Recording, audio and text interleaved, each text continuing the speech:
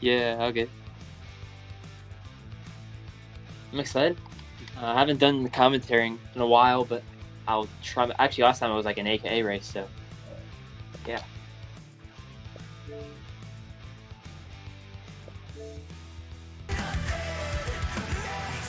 I'll put my headset on so that I can. Set. There we go. That's better.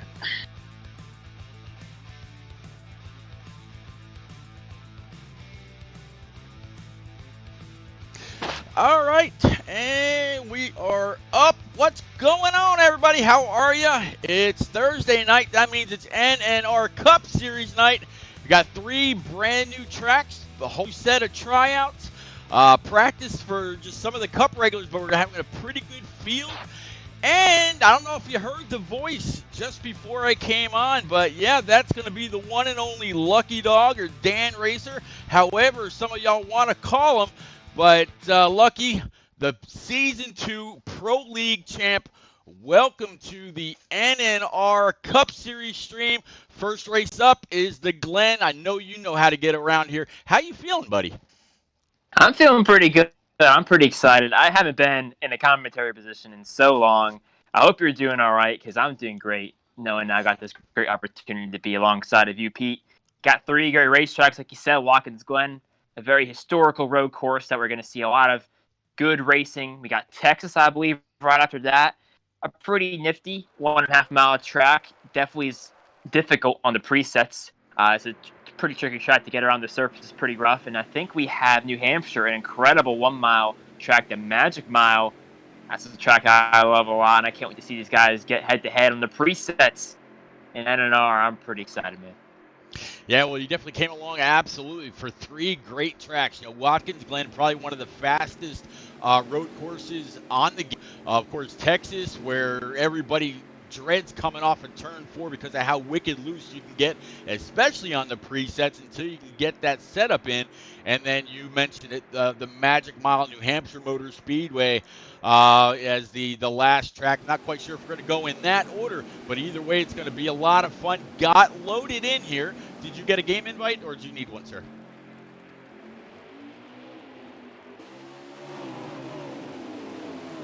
Lucky, you still there?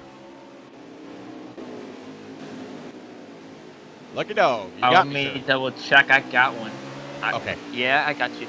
Yeah. All right, cool. I think there may be a little lag, but I'm coming in right now. So let's All right. see. Well, I'm loaded in, working my way through the field. If you need an invite, please just let me know, and I'll definitely get you.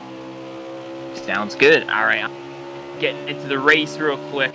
All Apologies once again if there's any lag on my end. Sometimes I have a little difficulty on Discord, but yeah, they're already, I think it said lap 422, 25% races around all these tracks, so how it goes.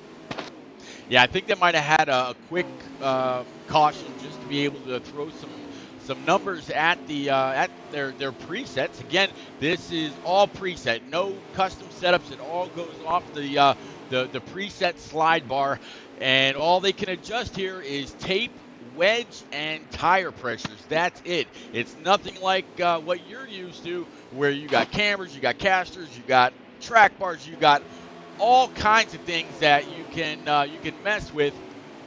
These guys extremely limited, but man, it puts on some great racing. Again, that's one, whether it's on presets or setups, you're no strangers to some great racing. And I gotta say, man, congratulations on your Season 2 championship, man. Thank you. It's definitely a great accomplishment for myself and also for the team, Germain Gaming and Geico. I honestly, I was just thinking about today, 2 weeks after. It just feels like it's just an incredible achievement. I'm really happy with how everything's been going, and really proud of my progress in such a short time. It's been pretty crazy. And going back to what you said about the presets there, I've raced in a few preset leagues from here or there. I mean, recently I've been racing in the SXRO league, racing some Xfinity and Cup races here or there, and definitely is something pretty difficult. I will say it definitely provides some great racing, and NNR is right there at the top of the crop. You have some of the best preset racers like Rose, Smoke, Poopy, NNR Rowdy. I'm gonna get in trouble for saying that. We got No, Stout no, Whiskey. no, you're fine. You're fine. A lot of Yeah. people call him Poopy still. Okay. In Well. fact, when I first met Rowdy, it was when HD Motorsports was streaming every single race, and it's when I was still just watching it. And I remember HD yelling, and Poopy's loose, and my wife started cracking up. And she goes, "Oh, he's got diarrhea!" And yeah, it just kind of struck Yeah. funny at the time. But back under green, caution is over. It looks like the 88 of NNR Asbel's at the point. He's got a hungry pack behind him. Everybody going into turn one, some wider than others. Doesn't look like anybody's around right off the bat. Ferretman, no, you didn't miss anything at all. This is the first race here at Watkins, Glen. Had a quick caution, both of which seemed like they were for a couple of the newer guys. So we're going to continue to stream. But Ferret, I'm going to go ahead and introduce the one and only Lucky Dog up here in the booth for tonight. Kind of spreading his commentary wings just a little bit. And gracious enough to kind of hang out with us. Absolutely. Hey, Pete. Sorry, real quick. Can you send me an invite? Absolutely, Cody. Thank you. Yeah, absolutely. Yep. I'm pleasure to be here once again. I'm going to restart there. NNR Drake in the 32. He restarted on the inside line in second place. Remember that the odd-numbered cars start on the left-hand side of the grid, and the evens are on the right. So he restarted second, and that didn't have a good restart at all. He dropped all the way back from second to, let me check, I think maybe third or fourth. There in a restart, correct me if I'm wrong, but he didn't get off to a great restart. NNR Asbel out there in the lead in the 88 car. Looking pretty good. And that Chevy Camaro, we got the 41 out there in second, actually, I believe. That's Dan the Lawn Man. He was looking pretty strong last season. Out there in the Haas Towing Ford Mustang. Some guys up there in front. Oh, we have a spin. NNR Trip. He's around in turn one. Between there and the S's. But, yeah, so far, pretty spread out at the beginning of this race. Yeah, definitely getting more and more spread out as they go because Tripp was off track. I'm going to guess the game felt didn't need a caution. So there's no David Hoots there saying, put it out. Nope, nothing like that. And we're going to stay green coming up and going through the bus stop. Not too many people cutting the grass. Kind of glad to see. Cody must have laid down the law pretty early and said he wanted to see him stay on track. Maybe a little fast family rules where no more than 2 tires off the track, whether it's through the grass, the rumble strips, whichever. But some pretty great racing. Been riding around here with the 18 of Blitzkrieg for the last little bit. He showed some pretty good promise last night during the Xfinity tryout and practice race, but still working our way through. Now, Dan, you'd probably know best. What are some of the areas that these guys are going to have to watch out for at Watkins Glen, and what are some of the areas where it would be the best to try to make those really great passes that we like to see? I was going to say, I don't know if you're still on board with Blitzkrieg, but I think you saw all of it right there. Turn one is definitely a tricky area, especially in the presets, because in customs you can kind of fix on the car setups the body roll. Because on presets on road courses, something that I've always had a little issue with is the body roll. The cars tend to lift off the ground in the corners a little bit, and it's especially the case in turn one there. And you saw the 3 car, I believe that was Outlaw, really sent it in there in turn one. He lost the position. He sent it in too deep. That's a really big overtaking spot. Turn one, main straight, heavy braking. Yeah, it's a pretty good spot to do some overtaking around there. I would say maybe on the final 2 corners we're going through here, the I believe turn 6 and turn 7. But mainly turn 1, I think that's a really good spot where you can get some moves done. The bus stop really isn't the best move. It's pretty hard to get through there. 2 cars side by side, let alone 1 car. Really, right here, turn 1 is probably your best spot making moves. Yeah, well, I picked up Outlaw just as you said. He just went across start stripe heading into turn 1 right now. Looks like he might have cooked it just a little bit. He's going to be hard on the brake, and when that happens, you come across those rumble strips, you're trying to catch the car, and as you saw, he just about went head first into the inside wall. So a little too much brake or not enough wheel put into the car. One way or another, that 3 was way out of shape. It cost him a spot.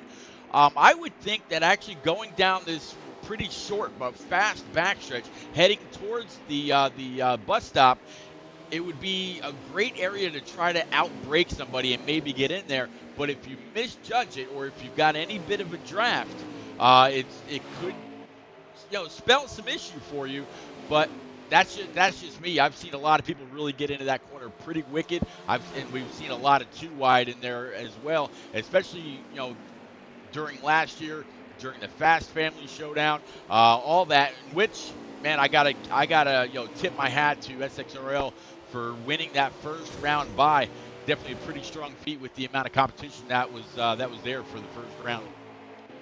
Yeah, absolutely. And I represent, as I am representing SXRL, and we put a lot of work into the Charlotte stuff, and we're really happy to have gotten the bye. We were really proud of ourselves, and really proud to be a part of the team to represent them. And so I'm looking right here on a more smoke. He's sizing up a move on the 32 of Drake right here. You see, he wasn't quite close enough to the 32 to make a move, even though he had much better acceleration. But right here, actually, in the carousel, going to go across the inside line. Not quite clear. Now he is making a move up to third place. So, yeah, that's a pretty good area, actually, to overtake. Because the bus stop, you can't get a move, but you kind of have to be patient. If the guy is gaining a lot of time on you, if there's a guy, he's right there closing in, it's better to just let off. Just let the guy go, see how he goes, learn his line, and then just kind of follow him throughout the track. It's pretty hard to make a pass if you're side by side there. If you're trying to outbrake a guy into the bus stop, it could spell disaster if you hit it the wrong way. But as you can see there, very calculated overtake by more smoke and a 9. The Mountain Dew 0, Chevy Camaro, and he's making his headway right now as he's looking to second, trying to get it up to Dan the Lawman. Yeah, I mean, what better of a guy for Drake to get up and behind than a more smoke, more one of the winningest drivers in NNR. Drake, he's just coming up to the Cup Series from having a pretty successful Xfinity season last year. So come on up, run with some of the best, learn whatever you can, and see a little bit of a battle here from overhead. 32 tried to get under the 9, didn't quite make it work. 9's going to be able to retain that position, but now the 32 with Drake is under fire. I think that's going to be the 3 that we were just talking about a little bit ago. Yeah, I never really heard of NNR Drake before, but found out he's in the Xfinity Series there. He's put on a really good show. The Watkins Glen is a very difficult track. It's very hard to make a lot of time around here because it's such a short road course. It's about 1:07 lap time. I think 1:06. The presets. Correct me if I'm wrong. So it's definitely you're pretty dead on. NNR Drake, he used to be known as exclusively elites. Maybe you've come across that sounds a little familiar.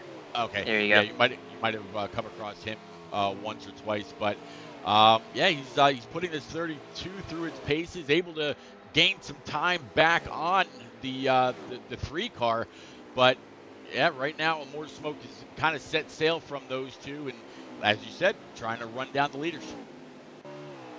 Yeah, absolutely. I'm going to try and see if we can spotlight some other guys in the field here. We got Boehner in 36, making it 3 wide there at the carousel through the middle of the 18 of Blitzkrieg, and I couldn't quite make out the other car. I'll have to see in the rearview mirror. I think it was a 21.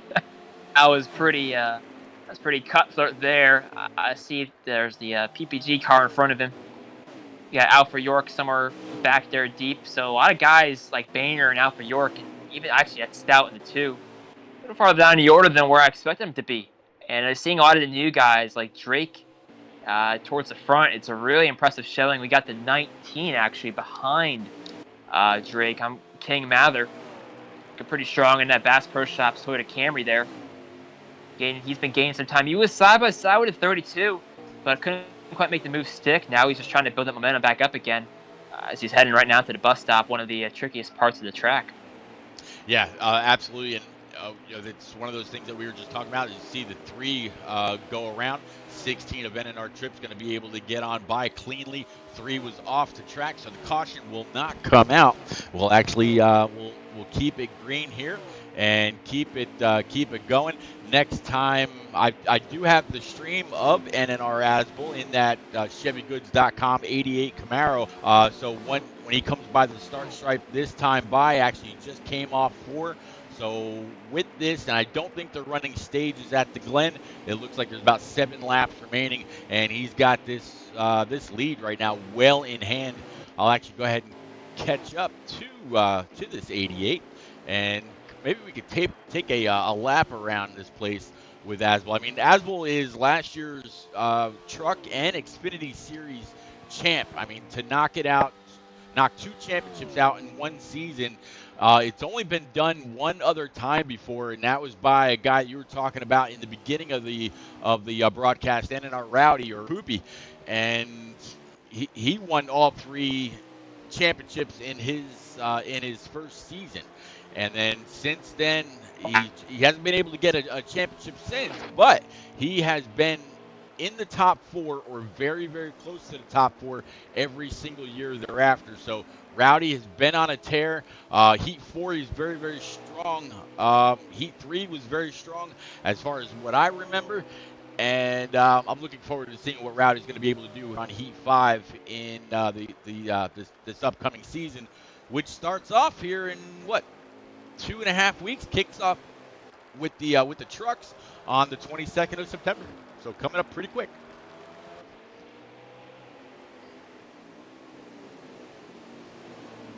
It's 19 of King Mathers, as you mentioned earlier. Running a pretty good line. He's got the 32 of NNR Drake right behind him. A little bit further back, just came across the 41 of Dan the Lawman. It's got some time to himself. No real issue from behind that he's got to worry about. Nothing straight ahead. He can really just concentrate on his marks, get on the brake when he's got to try to get off the brake as soon as possible to be able to work back on the throttle. That's okay. No big deal. There. That's okay. Not a problem whatsoever. Let's see here. There we just catch up with the 16 of NNR Trip. He's going down the backstretch. Just now about to get to the bus stop. Very, very clean all the way through. Probably missed a little bit of time there coming into the entrance of the carousel. He was way off the rumble strips, but nonetheless, it seems like the car in front is getting just a little bit bigger. So he must be running some pretty good times. Sorry about that. I was having some Discord problems there. I was disconnected for a little bit. Now we're back. All good. Yeah, I think. Remember you talking about Rowdy there. Definitely he's been an impressive driver to watch and definitely a guy to race with. He's definitely got the talent there. He's definitely got the ability to get the job done. And I'm actually going to go back to Asbel right here. Like you said, a second guy to win I think 2 championships in one season. You said the Xfinity and Truck championships, and he's definitely. I would say I've heard. He's definitely an impressive driver from what I've been told. To accomplish a feat like that is very impressive. And as we see here, actually, I think let's follow him along for a lap as we are. He's heading towards the front straightaway right here, going through the Geico restart zone. Got to plug my sponsors right here. And here he goes, going into turn 1. He's going to break in between the 300 and 200 meter board. Turn 1 takes a pretty good line, pretty cautious line. Doesn't use a lot of curb, surprisingly. I think the presets may be a little bouncy, so taking it cautious there. A little tight through the S's. Got to make sure you don't overstep the boundaries because he could go in the grass as he almost did there. Flat out right here through the backstretch. Flat out, you could go up to around 180 miles per hour as you're heading towards the bus stop, breaking a little bit before the 100 meter board. Tack the curb as best you can without going onto the grass. You can see a lot of guys that have gone into the grass, whether it's a mistake or not. Now going through the carousel, try and diamond it a little bit, trying to find the best line. It's all about modulating the throttle, trying to get the best exit possible, heading towards the penultimate corner. Didn't use a lot of runoff area, which I'm a little surprised about, but I think he's just trying to have a nice tidy lap. Oops. And hits the curb just a little bit. You're watching Rowdy right now? I'm watching Asbel, actually. Oh, Asbel, okay. I was going to say, because I just flipped through twice trying to find Rowdy. I was going to say, I was watching Asbel. My bad, yeah. Okay, fair enough. Oh, man, I'm going to do that lap all over again. Oh, no, anyway. That's all right. No, he's actually coming into turn 1 right now. Go right ahead, sir. Yeah, here we go. All right, take 2. Take 1. Pretend that other take didn't happen. All right, here we go. Let's see. Through the S's right here, trying to keep it low line, then back to the left again. Make sure you don't hit too much of the grass. It's a little loose once you get up to the top of the hill right there. Then it's a pretty easy flat right hand. You're going through the backstretch chicane around 180 miles per hour, breaking a little bit before the 100 meter board. Oh, kind of misses mark there in entrance, but you want to use a lot of curb, not too much, because it can unsettle the car. Here we go through the carousel. All about modulating the throttle, trying to find the best line possible to get the best run off. He gets a much better run this lap than he did the previous. heading towards the penultimate corner. We're going to see want to brake a little bit after that blue barrier when that ends, using a little bit of inside curb. It's a nice, tidy line heading towards the final corner now. I want to use a little bit of that entrance curb and that exit curb right here. Perfect line through the final corner and then onto the main straight right here. And that's a lap around Watkins Glen. It's a pretty short lap. It's not the full circuit you usually see in those IMSA or IndyCar series. It's a pretty short lap. They cut out the whole, infield, but still a very legendary and iconic track in the world of racing and the world of NASCAR. Yeah, and as he completed that lap, it leaves 2 laps remaining. So he's got a very great lap on the other 16 cars on this track, still in P1. So Asbel, again, the last year's Truck and Xfinity Series champion, proven yet again why he belongs up here in the Cup Series. I believe in the season coming up, he will be driving the number 16 Fraternity Order of Eagles car, so the FOA car. And it's gonna be interesting to watch him throughout the season as he deals with the best competition that NNR has to offer. As you said, Rowdy, the Aviator part-time, Amore Smoke, Boehner, King Mathers. I mean, there's so many great people that are going to give him a challenge. Dan the Lawn Man, he really poured it on last year. It's going to be interesting to see what Parzival is going to be able to do. He's moving up this year. Last year, I called him my silent hunter. When it came down to the end of the race, he was always where he needed to be. Got it done to advance himself into the playoffs, kind of at the very last moment where he really needed the points. In fact, if I remember correctly, the before we got to the championship stage of the chase, he actually went on and locked in a win. It was 3 different winners in that round, and Boehner actually had to go on and win, because if there was a different winner that stage, it would have locked him out, and he was the series all-time winner.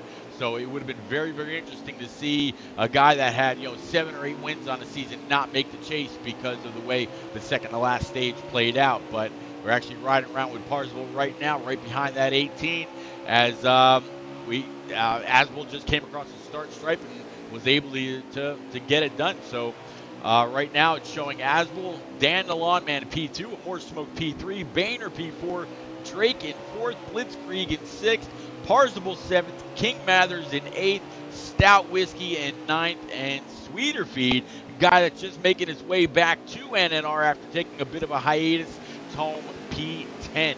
So Dan, great little race at the Glen. Quick caution in the beginning, maybe some unsettled nerves, but from here on out, we're actually heading over to Texas. We all know that Texas has some pretty slick exits off of turn 2 and 4. I'm curious to see what that's going to be like already. Yeah, as you saw there was a great battle for 6. You saw Stout it was a 4-car battle there. I was going to mention it. There was the 18, the 19, no, not the 19, but the 18 there. And then we had Stout Whiskey right there in 9th. They're all very close to each other.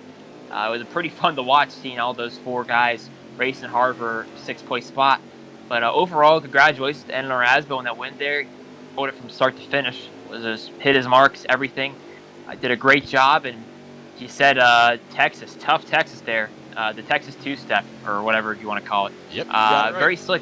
It's a very slick racetrack. And like you said, you brought up a good point with turn 2 and turn 4. Those are going to be the tricky spots around the track. They're tricky spots even in customs. Turn 4 is definitely one of those tracks. Turn 4 was one of those areas of the track where it's very loose, and especially with how fast the car is. It feels like there's almost like a difference in banking. And on presets, I can't imagine how difficult it's going to be coming off 4. And if one guy slips up, it could cause a big wreck. So it's going to be definitely a very interesting race to watch for sure, and I'll definitely keep my eyes out on guys and see how they're maneuvering throughout the track, through other guys, and how they're being able to deal with the track in a sense, and how they're able to adjust their car over time. I couldn't agree more, and that's something that, I think Coey made it known which tracks were going to be ran tonight as I'm back out of there. That way I don't end up running Texas with him. I'm not quite sure what kind of notice Coey gave the guys before we actually got on track tonight, but we're going to see who's actually put in any kind of time at Texas today. It turn 4, there's nothing you're going to do about it. You're either going to run the preferred line, which is right around the bottom, or you're still going to be putting so much wheel into 3 and 4 that when you come off, you're going to get loose. That rear end's going to try to come around. You're going to be pointed in the wrong direction, and before you know it, you're taking Dan the lawn man's job and cutting a bunch of that grass. So we're about to see that. These guys are going to take a quick little break. We're going to do the same thing. Y'all want to know how to follow NNR? Go ahead and take a look at this while we crack a beverage. We'll be right back. Hey NNR fans, don't miss any of the action by following or subscribing to Repeat's Twitch channel. Turn on notifications and you'll always know when the best preset league on Xbox hits the track. Check out his YouTube channel too to see all of NNR's past races. Follow No Name Racing as well as Repeat 1975 and others on Twitter, and you'll never miss any of the action.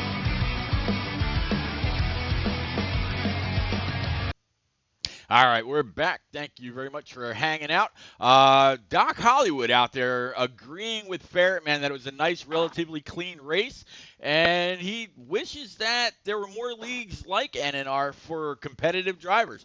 Well, Doc, I'll tell you, there's still about 2.5 weeks before NNR takes the green at Michigan. They're going to kick off the season on September the 22nd from Michigan International Speedway.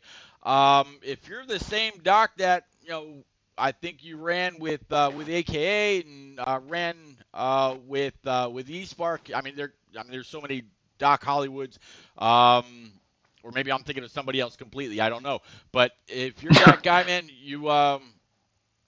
I'm sure if you reached out to Coey and said, "Hey, can I, would you mind if I come and spin, turn some laps with you?" I don't think Coey would say no. If it's somebody else, please, reach out to Coey, reach out to J-Pa or NNR Swats. Swats heads up the truck series. J-Pa heads up the Xfinity, which is probably where you'd start. And then again, Coey runs the Cup and the community overall. So Dan, on to Texas. Getting ready for, actually, no, I skipped that. They just changed it to New Hampshire as they still continue to look on for the stream, or from the stream for NNR Asbolt, and it's going to be interesting. Very, very flat. You can use up the right rear tire quite a bit, but it can also use up the right front if you don't steer correctly in getting into the corner. If you slide the tires, you're going to have a problem. Papa Bear, what's happening? Yeah, it's definitely a track it's a very flat track. I've actually been there in person last year. It's a very different track from anywhere else in the calendar. It almost reminds me a little bit of IRP, except I think this track you have kind of more space, more room to move around a little bit, and it's also just a bigger track in general. I guess a bigger version of IRP. Or Lucas Oil Raceway Park, whatever you want to call it. ORP, yeah. But, yeah. I remember that track back in the 09 days, man. That was a lot of fun. But as you see here, you won't see a lot of guys running the bottom lane around this track. You'll see a lot of guys run the middle lane. They may even see some guys diamond the track. So you'll see because the bottom lane, it's flat. It's very, very flat. And if you try running that line, hey, you'll have the bottom lane. You may have a good entry, but you're going to have overall a very poor corner because you got to race on more bank in order to get through the corner faster. If you race on that low flat, you're not going to be going fast at all. What you see guys do is you'll see guys running the middle a lot because that's the lower you are on the track and banking it is. The lower you are on the track with the banking, you'll be faster. You really can't run high up on the track up against the wall around New Hampshire. That's not what the track is made for. You want to run towards the middle lane. You want to dip your left sides onto the apron a little bit for a little bit rotation. And you also want to be wary about the long run. You're going to see some guys have some issues over the long run because the tires can wear out pretty fast. It gets pretty loose off exit, especially off of turn 4. That's definitely a key area to look out for. And even turn two not as bad as turn 4 in my opinion, but hey, the presets might prove me wrong, but I think it'll definitely be a race that'll show a lot of skill and determination, overall consistency. It's a lot of consistency around this track. Yeah, that was something that I really didn't realize until I ran a whole bunch of laps around this place. I never understood why, when watching the actual NASCAR drivers at New Hampshire Motor Speedway, why they didn't run right around that yellow line. And there's actually a little bit of a hill that they've got to climb in order to pull into pit road and navigate their way around the track. It is not completely flat. It's actually banking in the opposite direction. So that's why the groove is always about a full car length off that yellow line or off the bottom when going through the corners. But yeah, I remember Ryan Newman and several others really diamonding out the track and seemed to be pretty fast at it. Not necessarily a place you want to try passing at, but you can definitely run some pretty quick laps around New Hampshire Motor Speedway, using the diamond, the same as you might see at a place like Dover or something like that. So, yeah, not a bad strategy at all. Yeah, absolutely. I think did the lobby start already? Nope, they've got it paused, just trying to get everybody back in. I think there might be a little bit of an issue trying to get everybody loaded up. If you've got to go, or if you got something to do, man, I definitely understand. I appreciate you out for tonight. Yeah, I'm all good. I'm doing nothing today, so I decided to be on here. Yeah, all good. Just wanted to make sure I didn't join in the race because I don't want to be racing on my controller. That's a terrible idea. So I want to reckon these guys. If you want to, I'm sure they wouldn't mind if you jumped in a race. You could kind of be like an in race. I could follow along with you for a little bit. I won't be good. Nah, I haven't done really too many leagues in quite a while. I've been doing testing, more custom testing, but once leagues start to pick back up, I think I'll be a bit more. I think I'll be a little. I don't know how to put it, but a little more refined, I guess, in a way. I'm still trying to get to the flow of things. I've been taking a little break here or there, trying not to, After the pro season or the pro league season, week in and week out, qualifying practices, the races, all the stress from that, the stress from your competitors, everything that went on with all that, you need some time to unwind. So, yeah, I definitely get that, but on Monday night, right about 8:30, I'll actually have the broadcast with Slide Job and Ford Tough to announce which teams will be going to which super speedway track. Originally, I was hoping that they would include Michigan and Auto Club in with Daytona and Talladega, since they're all pack racing anyway. But they're going to keep it just Talladega and Daytona. If you had your preference going into the next round, where would you prefer to go? I lagged a little bit there again. I'm sorry. I heard Michigan and Talladega. Okay. No, I would say I think a really. Go ahead. I think a really good track to race at. Oh man, put me on the spot there. Oof. I think Chicago. I like Chicago. It's a pretty good track. You definitely can. You can kind of work the high lane. I think Chicago is pretty good. I'm sorry. You definitely didn't. I guess you did lag for a little bit longer. No, what I was saying is on Monday night, I'm going to have the reveal stream with Ford Tough and Slide Job, introducing which teams are going to be running which super speedway tracks. Since SXRL, I hear you now. Is actually racing this round. If you had your choice between Daytona and Talladega, which would you prefer?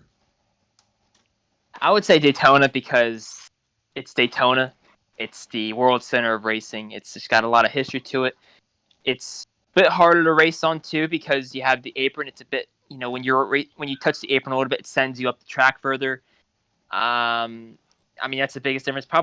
I think that challenging aspect would be good, and I think you still have the same good racing you have at Talladega.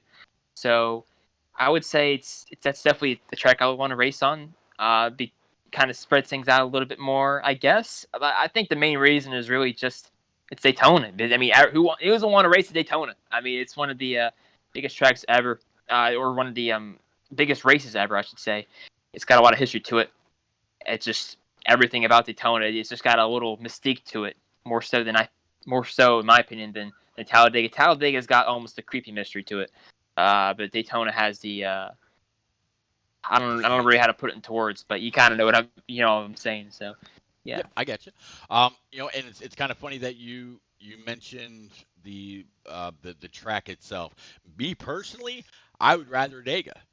Talladega, you find a spot on your wheel where you can turn and get into the corners. You can actually hold it in that one position all the way through the corners. And if you're smooth, you can run fast laps. You're just hoping that the guy behind you can do the same thing as you.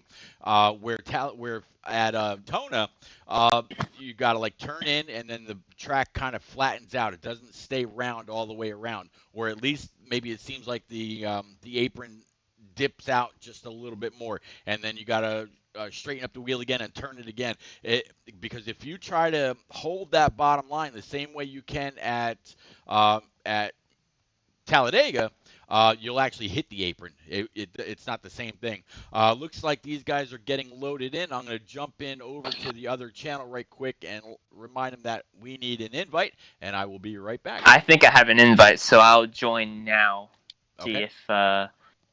See if I've made a mistake. I joined too early. Okay, here we go. I think I'll send you an invite right now. Oh no, they are already Alpha in York progress. sent me the invite, so I've actually got it. Gotcha. Cool. Yep. All right, so loading in. New Hampshire Motor Speed. It's gonna be interesting track. It's probably gonna be one of the first flat tracks we're running. Yes, sir. I'll just make sure you got your invite and you're good. Yep. Do you need an invite? I'm in. I'm already in. Okay. So make sure you guys were good. Yep. So, Coey, since you're here, what do you think overall about the Watkins Glen race? Once we got through that first couple of laps, they ran good, most of them. There was a couple guys having a couple issues, but it's a little bit of getting used to the game again for like Silent, and I guess Honcho's having some trouble. Tripp had a couple shift issues. But besides that, everyone did pretty good once they had some space. All right, well, it looks like we're going to be setting the running order by lap times from the Glen. It's going to be the 36 of Boehner. He's going to start in P1, 88 of Asbel in P2. We got the 32 of Drake. He was definitely fast around the Glen. 37 of Honestly You're Bad. A phenomenal night last night when Rick James and I called the Xfinity Series for a 50% race around Homestead, Miami. He did a really great job. Then you got Mike Honcho. Coey just talked about him. Then you got King Mathers, the 21 of Parzival. He changed up his car. 34 of Alpha York. The 3 car of NNR Outlaw. 9 of Amore Smoke. 16 of NNR Trip. 18 of Blitzkrieg. 41 of Dan the Lawn Man. I'm still going to miss that silver and black 35 that he ran last year. The 77 of Silent that Coey just talked about. 24 of More Than a Cape. Welcome to the track. 2 cars Stout Witty. 43 of Sweeter Feed. And Dan, we're right back up front with the 36 and the 88. And they're racing like they just took the green. Yeah, you see some good side-by-side battling there between the 88 and 36 of Boehner. But Boehner lost a little bit using too much of the flat there. I think if you lose too much of that banking, you start to lose a little bit in the back end, and as you see there, you lose position. So he was using a bit too much. You have to use a fine amount in order to get through the corner, get some good rotation off. But yeah, there he is right there, the 32 with the, as you can see, the Corona Mask 32 Keen Parts car that Drake is racing. So it's pretty funny there. But the 88, Asbel still out in front, controlling the way by a pretty good margin. I'd say about half a second or so. Is see a car in the distance, went all the way up the track, but gained control. But yeah, you see even the 37 starting to make some moves on those guys. And yes, seen some new faces that we don't typically see towards the front, or I mean, at least rookies. Like for example, Asbel's, which has always been in front, what you said in the Truck and Xfinity Series last year. So seeing him up front is really no surprise, but it's the Cup Series. So it really is, testing himself against some of the best, against some more smoking. That Whiskey Coey and some other guys like Boehner. Yeah, absolutely. I'm really that's why I mentioned during the race at the Glen. Very, very curious to see what the competition is going to be like for Aswell. You know, during last season, I actually got tired of interviewing him, and well, jokingly, of course. And I just like, okay, yeah, I interview third place, interview second place, and then I just start talking about the following week, and then I go back, ha ha, Aswell, you know, congratulations, blah blah blah. But I'm curious to see what Aswell is going to be like against the stiffer competition that awaits him here in the upcoming season. And also, you know, how those guys that fared in the Xfinitors, like Fatless Dig, like Parzival, and you know, Tripp and Alfred and others that are actually moving on to the Cup Series. But so far, those guys have all been they've shown up for every single practice. They've put the car on track, put their best foot down as far as that throttle goes, and really done a whale of a job. Look at this battle here. 3 wide momentarily for the lead, and Boehner makes it on the middle lane, taking a spot over Asville in the 88 there. Oh, almost squeezed him into the wall there, and we have a caution now, I believe. Or no, that wasn't a caution there. I saw the car veer a little bit. I thought there was a caution there because of how the car veered, but that must have been a little bit of lag. That's embarrassing. I didn't already read. Anyway, you see he's getting around there. I think that was a 77. Or no, that wasn't 77. That's the 4 month. I can't quite tell. It's too far away. But he's battling side by side with honestly you're bad and the 37. I can't get over the camera tag. That is hilarious. It. Yeah, it's like usually I say honestly you're bad. It's usually honestly very good. So yeah, he's no, but I was right there. The 77 is there's 2 77s in here. We have the custom 77 we're looking at in fourth right now. Mike Honcho.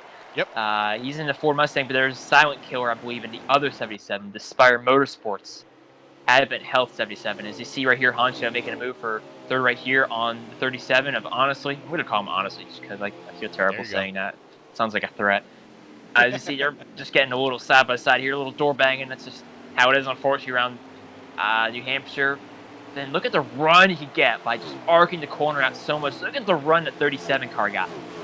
Just how, he was able to wash it up so much in the middle at 3 and 4, and you're going to see right here, look at the run he gets off 2. Well, he still put too much throttle on there, and he ended up plowing straight to the wall. That's the disadvantage you have about using too much throttle. You can see there he falls back down the 4th, but look at Boehner right here in the 36. Shouldn't be much of a surprise for any of us out here, pulling away the lead in this race. Doing a great job controlling the field here. Before, it was the 88 out leading for about a few laps or so. Maybe had the short run car, but doesn't quite have the long run car that Boehner has. And like I said in the beginning before this race, I wasn't surprised to see guys start to struggle in the long run, and maybe the 88 is because Mike Honcho is right on his back bumper. Yeah, I see the 77, like you said, Mike Honcho just now pulling to the inside of Aswell off the corner. A little bit of contact there. Door Not banging. too bad, though. Yep. 88's going to be able to regain that position. If that was a drag race for first and second, Aswell would have had it. 77, little used up the 88 just a little bit. Like they say, 4 tires are better than 2. But the 88's going to have a great run back to the inside. Or Mike Honcho said, you know what, I don't want to pass you like that. Go ahead and take it back. Mike Honcho's got a good car. Mike should be able to pull him right back in and pass him right back again cleanly.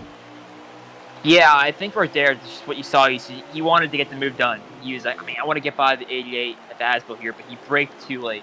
That's a common mistake that all drivers make, is when you want to pass a guy, you brake too late, and your car goes straight. You wash up the track, and you end up hitting the guy you're side-by-side with, and that's not a good scenario. But that, to me, didn't look intentional. I think he just really wanted to get the move done. He knows he's faster than the 88, as you can see right here, already to the back of the 88 once more.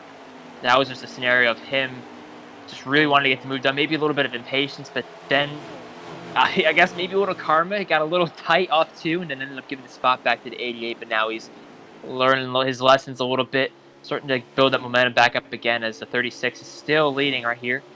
So you're going to try and look back down the order. You see you have a pretty big train right here, the 19 of King Mather, right behind all these cute cars. There's the 21, there's 9 of More Smoke back there in the middle.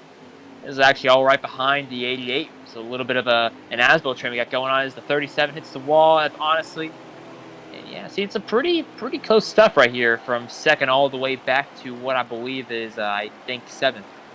Yeah, pretty much. As the 77 and the 88 battled door to door for lap after lap, or so it seemed, it really allowed the 37, the 9, the 21, the 19, and others to really gain in time. They were all running single file. So the more the 88 and the 77 battled, it allowed them to just pull right up. Then the 37 tagged the wall a little bit, as you said.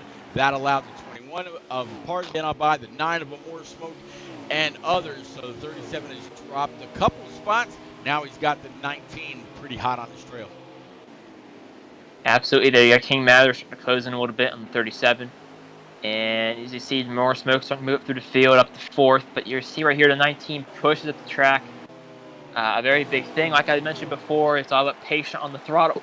Oh, excuse me there. I had a little burp there. Man, trust me, I get happens. Oh man, that was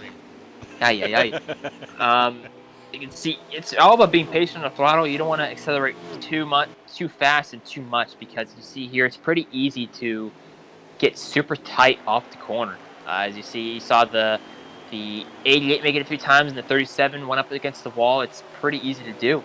So it's all about managing that throttle, start to play with it just a little bit, try and modulate it. That's the best word to describe it. So you're going to see a lot of guys try and figure that out or have problems with it. It's the 37. Whoa, he gets very loose. Probably is too loose on the long run, or used too much of the apron there. Anyways, you see, here they are. And I believe that's the 9 car up at the 3rd place. Got past Asville, so we might have to take a look at that 9 car from More Smoke. Yeah, More Smoke was actually just on him while you were describing the actions from back to the 37. And I'm going to guess that they forgot to place stages on, because it's showing 56 laps remaining. So I guess we're going to run this all out just like we did the Glen. And then still got Texas yet to go. Again, everybody else that just joined, being joined tonight by the one and only Dan Racer, old Dan Buttafuoco. Everybody else knows him as Lucky Dog or Bolt. But man, thanks for joining me. And again, like I mentioned earlier, congrats on your Pro League Season 2 championship. Back on track 9, and now the 77 doing a little bit more of a dance. Looks like they were both also. Not only did More Smoke get by the 88 of Asville, but the 37 of Honestly You're Bad, he's starting to pick his way back up through the field as well. Yeah, thank you once again for being here, for letting me be here. I'm really happy to be commentating these races, trying to, get a little bit better at it. It's something I haven't done in quite a long time, so trying to get better at it. As I see, it's something that I like to do for fun right here. And I don't quite. I was going to ask you, is it times 3 where we got? You might see a pit stop. I believe the Cup cars, they do run times 3. As we're starting to see some people get a little loose. Looks like the 16 of NNR Trip, either he was really loose coming off the corner right there, or he just signaled that he's going to be coming down pit road this time. He's got a lot of damage to the front end of that Fraternal Order of Eagles Chevy Camaro. He's going to go across the line that time, so that just tells me the last lap he was just wicked loose coming off of 4. So he's going to keep it out there and try to maintain, see him get loose yet again.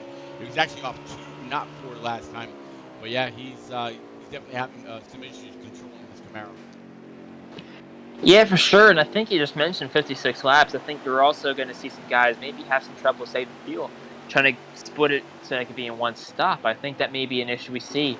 I don't quite know how many laps the presets can go with the gear. I don't even know what the gear is, so you're going to have to keep an eye out for that. You may see some guys have to save a little bit of fuel in this race.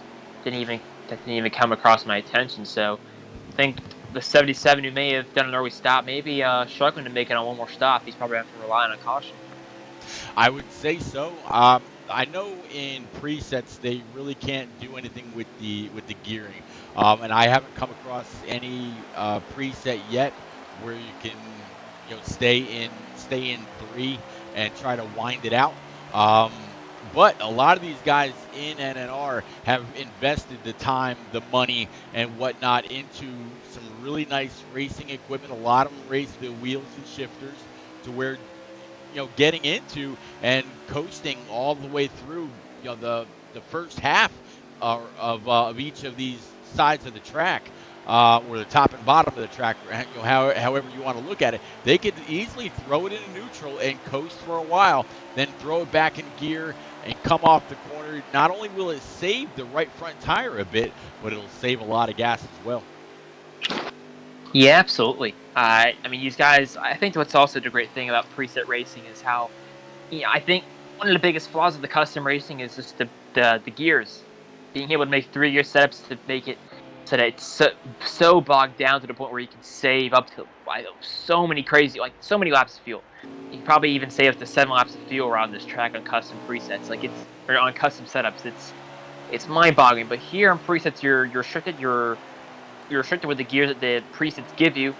So there's really not the only way to save fuel is through you and how you drive the track, how you attack the corners and everything, which is the great thing about preset racing. You don't have to see all that fuel saving nonsense that all of us drivers have to execute in order to win the race. But as we see here goes the 19. I think he's signaling to make a pit stop. King Mather, a little bit of grass on entry, but yeah, looks like 19's making a pit stop, and the 9 car starting to close down the gap a little bit. The 36 of Boehner. Yeah, one good thing about the pit road entry here, you're already off the track on the apron. You're already running slow. I wouldn't imagine too many people are going to have any kind of an issue with getting any kind of a speeding penalty. The next time Aswell comes on by the start stripe, I'll grab us a lap count. But I'll tell you what, I'll actually work my way up to that 88 car right now. The last time he got into 3 and 4, he was all but sideways. His tires are worn beyond worn. Watching him now come off of 1 and 2, is going to head down the backstretch, and it looks like he's signaling that he's going to pit, or he's just gonna slide it all the way through. Not 100% sure, or it might have just been on his stream. It looked more dramatic than that. I mean, you were able to see smoke from the tires and all that. Or another side of that, he just learned. But here's a battle between the 88 and the 77. This is the 77 Mountain Killer. Yeah, like I said before, it definitely seems to me like Aswell's got the short run car. We saw him up leading for like the first 5 or so laps, I want to say. And that race was pretty good gap to Boehner, but then all of a sudden that lead went away, and then that lead started to get bigger and bigger, and we started to see the Aswell train as he's going to the pits, and what happened there? Silent Killer. Yeah, I'm guessing Aswell didn't pull all the way off the track and was still on the bottom lane instead of... I was a little... Yeah. The way the cars veered there, sometimes that's a signal that it's a caution. I thought there was a caution momentarily. I was a little weird. Bit of a late looked signal. Like the 77 got into the back end of the 88. Yeah. Spun him out. That's why the car kind of veered. Looked like it was going to go, straight into the wall. But it was just a contact between the two cars. Yeah, so that may be a speeding penalty for the 88 of Aswell. So things have been going to worse. I mean, they're not really been bad. He's been running the top 5, but it's probably going to get a little worse for him. But going back to what I was saying about the 88, he's definitely looked like he's lost a lot of grip and a lot of pace. That just goes to show you how important it is to be strong over a long run, any track, especially this one. The Magic Mile, it's not quite the Monster Mile, but it's definitely a very tricky track to get down. As you see here, a lot of guys struggling. It's definitely hard. It's very difficult when you're trying to put all the factors in together. How to run the track for one, that's just one. You're trying to learn how to race the track. That's just one challenge. But then you're trying to, get the car set up to where you want it to be and how you want it to rotate. It's even another tricky challenge. So it's definitely something that these guys, it takes a long time to master. And you see right here, Aswell started to struggle, and his day has gone from bad to worse. Yeah, I mean, he's out of pit road. Definitely, he's got, right now, he probably feels like Superman. He's got all the grip in the world getting into and coming off the corner.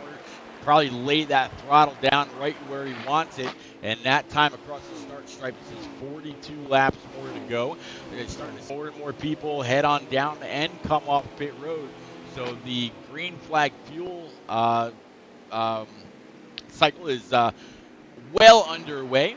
Still caution free. It looks like There's a custom car up in front right now. It's on the opposite side of the track from the 88. So said he definitely lost a lot of time going into pit road. I'm going to try to find out who our leader is here in just a minute. But still quite a bit of action out here on track. Yeah, so as I've been noticing there, and you see Smoke really starting to close in that gap once again on 36 of Boehner for the effective race lead. I don't quite know where it all cycles out. If these guys haven't pit yet, I haven't seen them pit, so I'm assuming they're still the leaders. So definitely got to keep an eye on these two, as he had the experience and the great ability of More Smoke and how he's been able to just get around these tracks. He's definitely improved. I think he's on a wheel now, and Yep. his progression through the wheel has been very, very rapid and just very fun to watch. And you have Boehner, a very skilled driver. He made it to the Final Four last season. He's definitely someone who I've been keeping an eye on also in the custom setups. He's definitely been eager to learn how to get better in customs, and I definitely believe that he has the skills to win more races in NNR and definitely try and keep running for a championship and just keep getting better. He's definitely got the motivation to do it. And see these battles up here with a More Smoke. We're going to see Boehner. We're going to see battles like that for a long time this season. Maybe add in Asbill and probably add in, I don't know if Aviator's racing this season. I don't know what his school schedule is going to be. But also, got to add in Rowdy. And, of course, CTMX Rowe is one of the, stars in our racing league. So I think, it's maybe a signal right here for Smoke going to pit road using a lot of the apron. Maybe? No, actually, just dove it into the corner. Maybe got a little loose. But, yeah, definitely some good racing here for the top spot. Yeah, both of these guys are actually on the same exact equipment. They both got the G920 with the shifters mounted to their seats. And Boehner won a handful of races. The More Smoke won about 7 races last year. So these guys have been around each other. There you go. Comfortable around each other. Seems like everywhere they go. So you just saw the 36 go on down pit road. So I'm going to imagine Boehner had it set in his mind from the drop of the green that he was going to save a ton of gas. And I imagine that this 9 is probably going to come down pretty soon if he didn't like a lap or two before I actually see right follow here along with him. I don't think he's going to be pitting this lap. Nope, he's staying out yet again. Yeah, he's staying out there yet again. I think the big thing. So, excuse me, another burp, man. Goodness gracious, that's 2 already. That's all good. But I'm just kidding. So I think the strategy here that he's going to try and do more is try and stay out so long that for this final stint he's going to try and gain more. And there you go. He's going to be signaling the pits. He stayed out 2 laps longer so that when he comes back out on track and recycles, that he have fresher tires, so he can close in a little bit more on Boehner. I think his strategy, as you saw, he was able to really close in a lot of time on Boehner over that full long run, and so that's definitely going to help him throughout the rest of this race here. Yep, I actually just caught back up with Boehner. So as the More Smoke goes down pit road, maybe he pitted a lap or 2 later just to have a little extra insurance in the tank. We'll have to see. But 36 of Boehner working his way by the 77 of Silent, and we'll have to see as Boehner continues on his lap. Moore's going to have to, he's got to be just about done with his pits. Usually they're right around 15 seconds average. So Boehner's going to come zipping on by. Wow. Yep. He's definitely got some traffic to contend with. See the 43 out there and others. I don't see Moore ahead of him, so I'm not quite sure where he is. But now he's got a battle with the 18 of Moore is in the middle of 3 and 4 right now. So Boehner. Now that's the one disadvantage of staying out. Coey.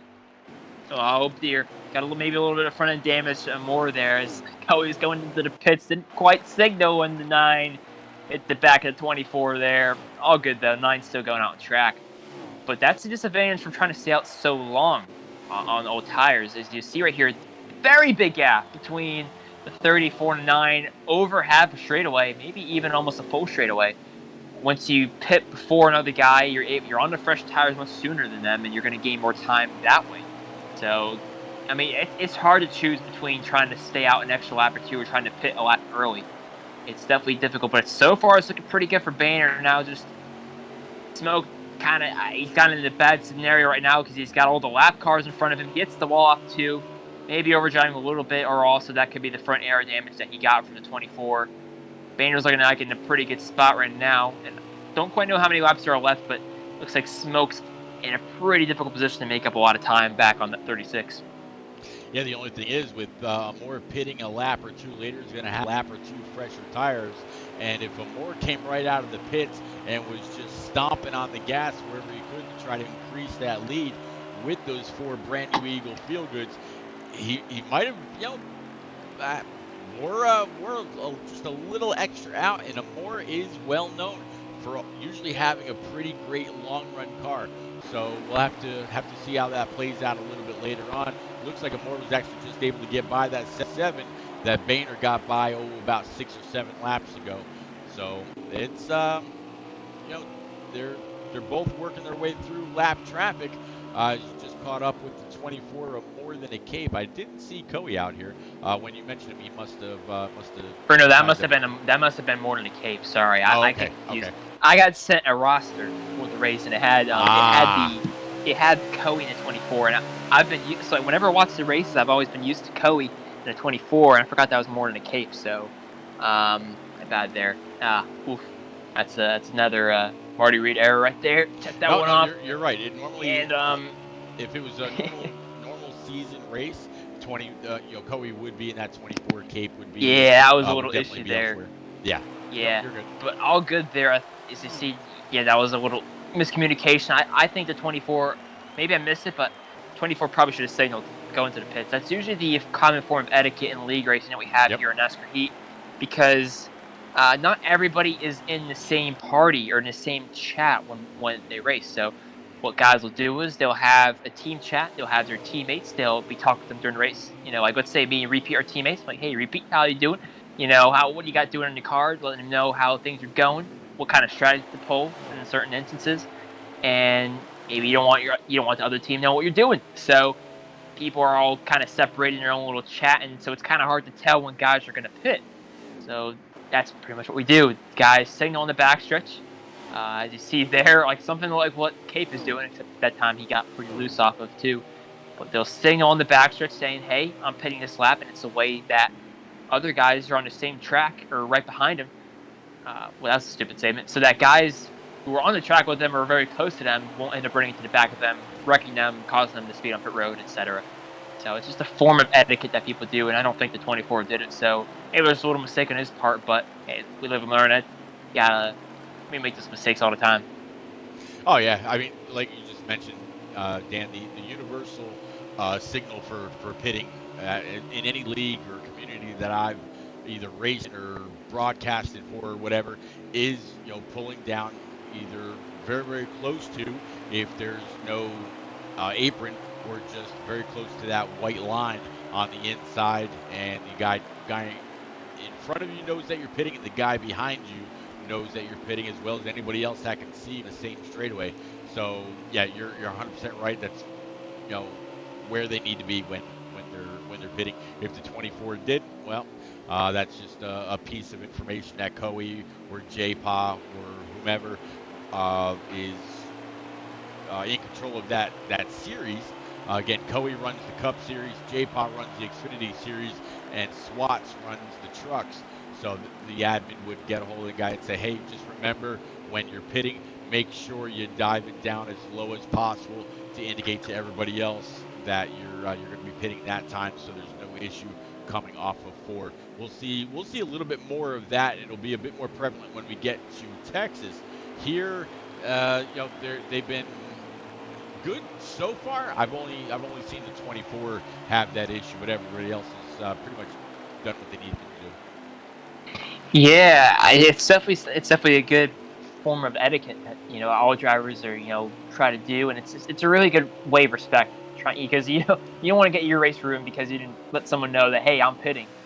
It's definitely the safe way of doing things. And as you're going to see right here, Boehner's really extended his gap. Maybe he made an adjustment on top of that helped him gain some more time there, along with more of getting trapped behind the lap cars. So Boehner was starting to struggle a little bit on the long run, but he's looking pretty strong right now. Using a little bit of a higher lane, I guess, and that's probably working for him. Trying to arc the corners off in the center, then exiting down pretty low. Actually, that was a really, really nice, neat line. He's definitely getting a good run off from the line he's taking, so definitely intrigued by that, and really doing a great job out here in front.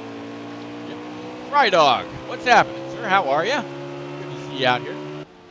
Let's see here. My man Fry Dog. Yeah. He's watching. My buddy. Looks like I hope he didn't hear me say a few times. He keeps saying that is dumb. And then he probably calls me dumb. I don't know how many times a race. I say I say here, there, and he always lets me know that is dumb, and I'm like, okay, sorry, and then he keeps saying it. So hopefully I haven't said that many times. Dan wants, or Fry Dog wants you to tell it's all a joke, Dan. I mean, I don't have many of them. I don't know. I mean, I have a pretty dry sense of humor. I don't really. I'll say that for another day. Okay. You put me on the spot there. It's gonna be very too embarrassing. You can find me in the Chucklehead all week. So fair enough. I'm there. All right. Looks like Tripp pulled it over. He's been sitting there a while. I thought maybe last time I watched him, he was just, maybe had an issue, but he's pulled off the blown track engine again. Yeah, something like that. Absolutely. Broken tire rod, maybe. I don't know. Yeah, we'll go with that too. Let's see. Looks like more than a cape under a little bit of a challenge here from the 77. No, that next. The 37. 37 rather. Yep, there we go. I think he's getting lapped there. So I believe I think. Hey Pete. Lapped by the yes, sir. First few cars. Let's give you a heads up. There's going to be a caution coming out with 15 to go. Ooh, we're gonna make it interesting, huh? Yes, I am. I want to see how these guys can finish with 15 to go. Oh, that's a good test. Fair enough. Yeah. I like it. Here, let's see. Aswell should be coming by the line. So I'm gonna guess you're calling the caution right now because Aswell's coming to the line right now. All right, you got 15, right? You guys should cause a caution. There you go. Here we go. 37, meanwhile, got really loose in the center of 1 and 2 and nearly hit the tire barriers all the way, as you see right here. 1 and 2, so he did a good job of winning that wall. And caution to Boehner. Yep, Boehner's. Yep, he's slowing. Yep, calls a turn wreck. two. Yep, loaded up. All right. Yeah. Well, good call here we by good call here by Coey. It's going to be a really good test to show how these drivers handle a short run to the checkers. You're going to see how these guys behave in these scenarios. You're going to see how if these guys are a bit too. I mean, it'll be like around maybe 12 to go when they restart. You see how patient these guys are and see how greedy these guys are. Feel them out and see what kind of respect they have for these guys under these circumstances. So I like this move here. Yeah, I gotta agree. Alpha York out there in chat saying he lagged out, but he'll be back. Oh man, he'll be back for Texas. So good. That's good. good. That. Another broken tire rod. Crap! Instead of hitting clip, I actually hit commercial. So unless people out there are a subscriber of the channel, they're seeing a commercial while we're all seeing race. So. Here we go. Yep, we're going to restart back. We got about 10 seconds left to commercial. And then we're going to be right back here with the green flag, 36 to 21 of Parzival. And the, what is that right behind those guys? It's going to be the 88 of Aswell. So 88, he was fast on the short run. We'll have to see. For all those that didn't hear, they just called a caution, right? Somehow Coey was able to get it to where a game caution came out, not just a manual caution, to where they were actually all able to drive their car down pit road, do what they needed to do. Boehner able to hold off the 88 of Aswell, 37-21. They got a little bit of door-to-door action going on right now. Again, it's 37 of Honestly You're Bad, 21 of Parzival. Behind them both, they've got the 9 of More Smoke. All top 5, all nose to tail. Everybody trying to chase down the one and only Boehner yet again. Yeah, so since we had, I think I don't know, correct me if I'm wrong, we may have restarted at 12 to go because typically you burn 3 laps during a caution sequence. So I could be wrong here, but it's a relatively short run with especially times 3 and how it's about, like, I want to say 28 laps you can go on tire and fuel, on fuel and tires. Maybe these guys loosen their cars up a little bit. Maybe that's why you're going to see Boehner much stronger at the start of a run than he was earlier in the race. So, or maybe he got used to the conditions, but maybe he loosened his car up a little bit, so it could be a bit better in a short run. And then maybe that's why seeing that gap start to extend between him and Asbel. Maybe Asbel hasn't made any adjustments at all. So definitely made some, probably some adjustments have been made. You see him a little lower down the order than I thought. That may have been him repairing the damage that he. That he got, there we go, I had to use a baby word, from the 24, when the 24 didn't signal there, but he's made his way back up to 4th. I really don't think he'll be in a position to get the win, because look at how big the gap is from the 36 to 2nd, let alone 4th. So, yeah, I think, unless he loses his car too much, it looks like Boehner's in a pretty steady seat right now. Yeah, he's definitely able to stretch out that lead, and he did it fairly quick. Again, I know Boehner's got a pretty good wheel end shifter. I know Asbel's got one. Been watching the battle here between the 37 of Honestly You're Good, I'm gonna say, and the 9 of More Smoke. Those guys were side by side. It looked like the 37 was able to keep More Smoke pinched down. So the battle for second is really between these 4 cars that I've been kind of concentrating on. Moore has kind of moved him up without actually making contact, and the 37 was able to pinch him down. Moore not making any contact there either. A little bit of a push there to the back end of the 21, and as Asbel comes by the start stripe that time, it's going to be 5 laps remaining. Boehner's got a pretty healthy lead. These 4 right here, really trying to fight it out. Asbel has control of second. More Smoke's now able to get by the 20 to challenge for third, and he's not done yet. He wants P2. He knows Asbel is going to be a very, very big piece of competition he's going to have in the upcoming season. This is going to be a battle throughout the entire year. And, man, I know More Smoke is up to the challenge.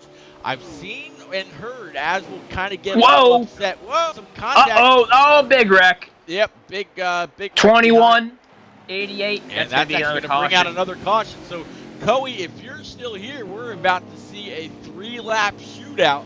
They're not going to call it done. You wanted to see what they were going to do with 15 to go? Well, let's see what they're going to do with 3 to go. Oh, boy. Coey's probably going to be having a big headache after this one, but these guys are pretty good races. They're pretty calm and pretty tame, I guess. They don't really, not a lot of aggressive moves, I guess, these guys make. So I'm expecting some good, clean racing, from here on out, hopefully. And now that I would say these guys got to probably take tires. That could be an issue. I would definitely hope that these guys take tires. There'd be too worn to really compete with. So we're going to see probably the 36 and 9 front row here. That's going to be a great fight to watch. I can't wait. We're getting ready for this restart.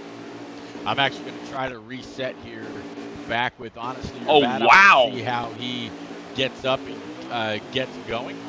There he is. The order here. P3. 41 of Dan the Lawman. I don't think he pit. Stayed out. 43 of the 43 out there. They're 3 wide off of 2. The 37 are still 3 wide for third. Here comes Boehner on fresh tires, making moves on the outside line. Can he keep it up going to turn 3 to 41, holding strong? They're side by side, trying to squeeze him up the track a little bit. Here we come. 3 cars completely spun the 37. That was not his fault. 37 was in the aggressive corner, kept move. It up the car to the outside.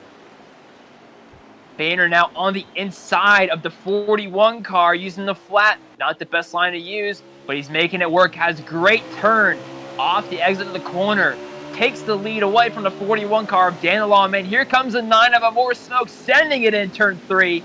Doing a great job getting the move done here. I think we're coming to 1 to go, or is this the white flag? I don't quite know. This is the white flag. That's it right there. That's it. Yep. All right. Man, I thought it was 3 to go there. I'll be honest with you, but hey, that was a great finish there. Very clean, very, I would say orderly. I guess nothing too crazy. You didn't see guys sending it here, or wrecking guys, dive bombing, full throttling it.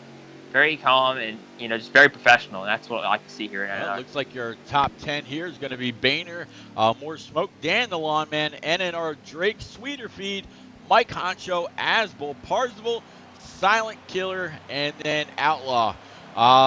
Honestly, your bad would have finished a whole lot better than where he was, but he kind of got turned. Doc Hollywood out there in chat saying dirty. I got to agree with him. But, hey, man, 3 laps to go. I wouldn't say I'd, shove someone so hard in the rear end that they spin out. But I'm sure under normal circumstances, I would hope that Outlaw wouldn't do that. But hey, we're not behind the wheel right now. Yeah, I was going to call it a short track tempers, but this is a 1 mile track, so not really short track tempers, but maybe a little bit of that. But I didn't really quite see the accident, how it started. But if it is what you guys are saying it is, then yeah, and I'm not for full throttling a guy and trying to dump him just by full throttling him and wrecking him. I'm not really for that. I'm okay if a bump and run. But not completely dumping a guy. So I mean, I didn't quite see it, so I can't comment too much. But we have another new winner in the tryout race of Boehner in the 36, and More Smoke got pretty close there at the end. Actually, Dan Lawman did a really good job holding off the 36, but overall, a really exciting finish to the race. Yeah, not bad at all. Yeah, Doc, I agree with you 100%. Center off is not the place to be full throttle in the back of a guy. I mean, 37 did a great job by diving it into the corner. Did not wash up anyone. Really was holding his line and just kind of got sent. But I digress on that. We're going to take another quick little commercial break. I've talked to some of y'all before, anybody that's been out here, about NNR Store. It's basically if you go to nnrleague.com and you scroll on down to the Zazzle tab, this is what you're going to find. After the commercial's done, it's still going to be muted for just a moment, but I will be right back. Here you go. Hey NNR fans, are you looking for a way to rep your favorite NASCAR Heat preset league on Xbox Live? Look no further. Just go to nnrleague.com, scroll down to the Zazzle tab, and see what we have to offer. From t-shirts to hoodies to clocks, we have everything you need to show your support. Thanks for being the best fans, and we hope to see you at the track repping that NNR red.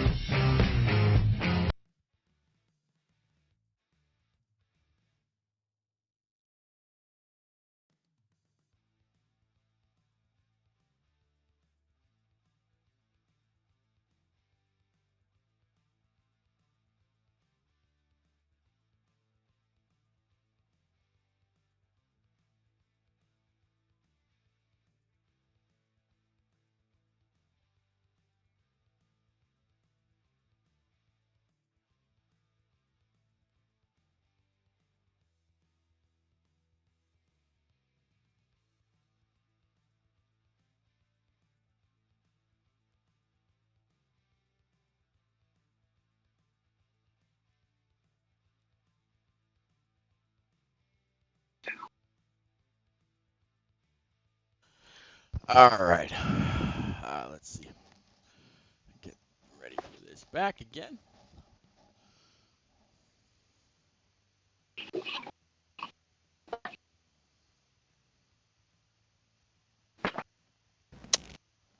You repeat? All right.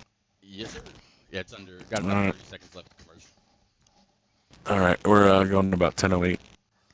10. All right, so we're gonna take a 5-minute break. All right, cool. Yep. We're going to go with stages on and damage this time.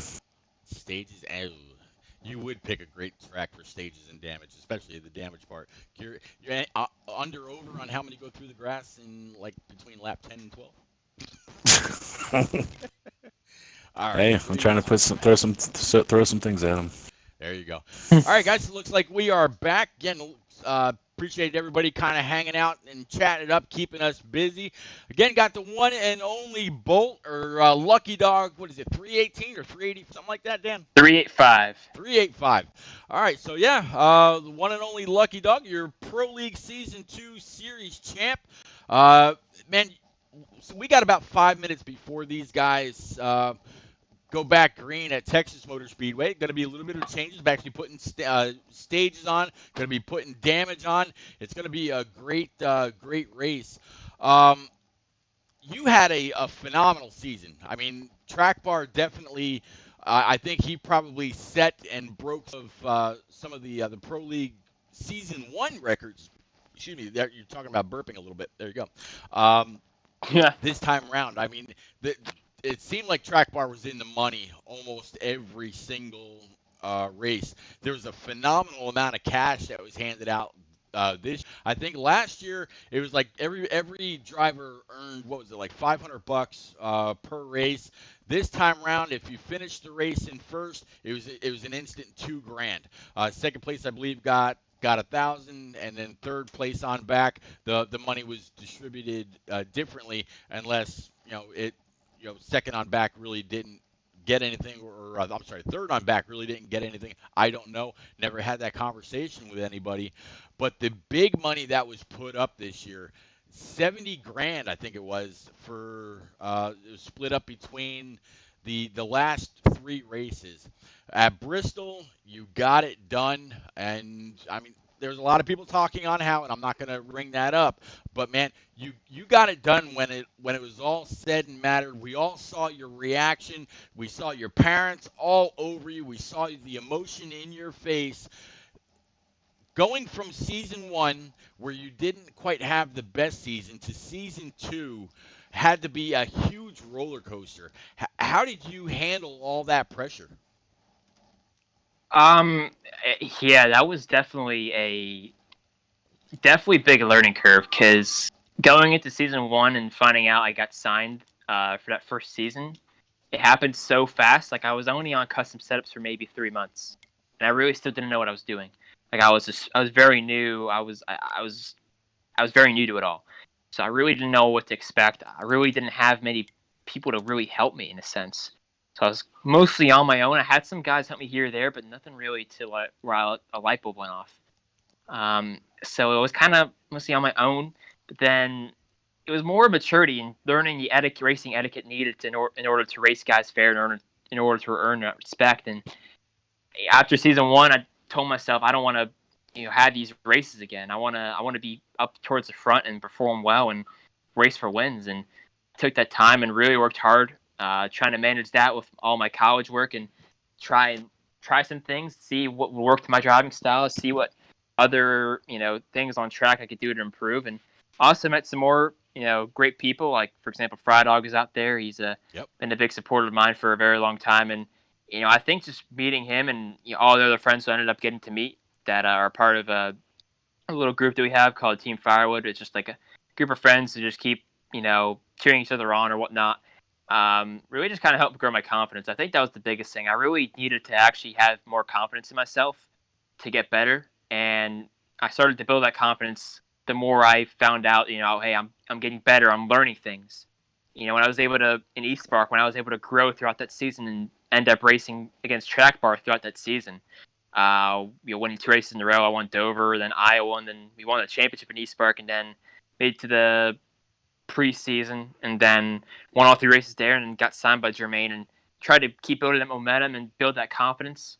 And obviously that confidence came a lot when I was teamed up with Red and kept learning more and more. And then we had the season that we had. It's just been a very big thanks to everybody at Jermaine Gaming and Geico and Kyle Arnold, everybody part of it, and all my friends for all the great support and confidence they did giving me, because I definitely matured a lot from last year to this year. I definitely learned a lot, and it's kind of crazy, the transition and the progress that I've personally made. I'm just really happy about it, because I never would have imagined this, and it all happens with great people. And to go from there to winning a championship, I mean, I'm on cloud 9 still. I can't quite believe it. I mean, last year we had 4 top 5s and 13 top 10s, and this year we have 4 wins of 13 top 5s and 16 top 7s. So it's been a dream season. Well, looks like we just got the invite to head into Texas. So, man, absolutely. And I'll tell you what, Doc Hollywood is out there, and I'll read you verbatim what he just said. He did what he needed to do to win. Really got to appreciate a guy running you clean for laps and make his move. I know people want clean, easy passes, but a hard road requires hard racing. I can't stress that enough about that guy. Red 44 for life. Kyle's an awesome dude. Helped me grow a lot. True dude. And then we got Myth back out here. Myth came along and ran the or not ran, but followed along with the Xfinity race last night. Good to see you back, Myth. But Doc Hollywood, I'm sure Dan definitely appreciates the comments. Tech Motor Speedway here, Lucky. We were talking about it earlier. Turn 4, the exit of, is going to be something interesting. I'm going to say between 10 and 15 laps, we're going to start to see some guys' noses point the wrong direction. Looks like the 9 of Amore Smoke had the fastest lap back at New Hampshire. He's got the pole, 36 of the outside. Honestly, your great is going to start P3, 21 of Parzival. I'm sorry, 21, of Parzival. The 88 of Asbel and others, coming around to complete turn 1. Again, this race, stages are on and damage is on. We're going to see some different kind of racing here than we just saw at New Hampshire.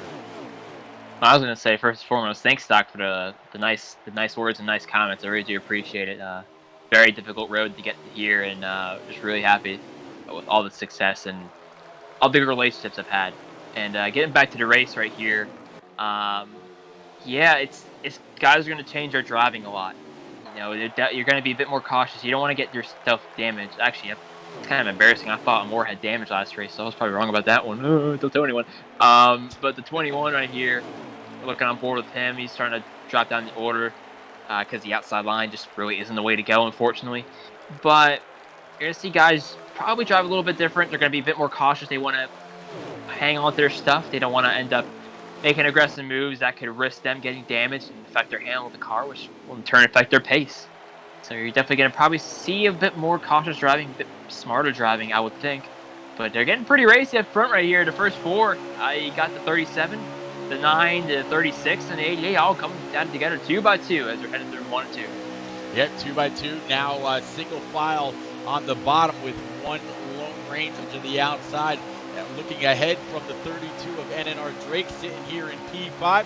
Looks like everybody's going to kind of run that middle line rather than right along this this bottom solid white line. And I'm starting to see people already starting to break a little loose here, Dan. It's going to get interesting very fast. We're either going to have a quick caution or people are going to get tired of their car ill handling. They're going to take it down pit road very fast. I imagine some people are going to really jack up the left rear for a little bit more stability, maybe a little higher on the wedge, depending on. And there's the caution. There's the caution. Yeah, it's a very slick racetrack, and they got a little loose, as you could say. But this track, honestly, the track surface feels different. It almost feels like sandpaper. It definitely starts to kind of short the tires a little bit. It's a track that you have to pay attention. Your right rear. It's not like Atlanta. It's not Atlanta bad, where the right rear it's easy. You could easily burn it, but it's definitely a track where you have to keep an eye on the tires. It definitely feels like your tires start to really degrade pretty fast. So that's also what causes these guys to get loose or a little tight. Also, you gotta bear in mind with the draft, you're going so fast behind a guy, and if you're leading too, and you got so many cars behind you trying to get to the front, you're gonna be pretty tight out front. So I wouldn't, it doesn't surprise me to see these guys getting a little tight. We're getting ready for this green flag restart. At 37 in the lead, and 9 more smoke out in front. Get ready to go back green. Yep, 37 is going to be the control car. 9 of more smoke to the outside. 88 of Asbel giving that 37 a huge push all the way into one. Halfway through the corner, decides to lay off. I think the 9 might have got a little bit of a check there, but 32 of Drake, 36 of Boehner, and additional company all going to hug that bottom line, leaving a more smoke high and dry on the outside. Here comes the 32 again of Drake, the 21 of Parzival, and that train on the bottom is just going to keep on coming. I don't know if Amore's going to be able to get down anytime soon, unless he's able to squeeze in right there. And yes, he was right in front of the 41 of Dan the Lawn Man. Good to see him up inside the top 5. And they're going to start battling pretty hard right up for the lead again. Looks like the 9's able to get underneath the 36 and make up at least 1 or 2 spots in half a lap. Good job. Looks like the 9's got a hot rod. Oh, man, if I was Amore there, that's just the kiss of death. I mean, the outside really isn't good on restarts. It's not typically the best anywhere you go. You kind of want to run the bottom around 1.5 mile track. So it's good to see him rebound after that and getting up in the 3rd place. And solid change for the lead there. Asville back to the lead. A familiar spot for him today. I think he may be the only guy to have led in all 3 races so far. So that's a pretty interesting statistic by him. See, I can't say statistic. That's going to be a. Almost sounded like I said sadistic, but no, it's statistic. No, I completely understand what you're. But I'm going to say stats. There you go. That's easy. Yep. More smoke, leading and having a couple different leaders. Moore has been in the top 4 in all 3 of his years in NNR. So him being up front and leading laps, hunting the top 3 is a reason why. He's very consistent week in and week out. He puts in the time. You mentioned during the last race that he's running a wheel. Moore is probably one of the people that had picked up the wheel and got through that learning curve for equipment very, very fast. So he had a little bit of a slump when he got it right around mid-season last year, but then he picked it up.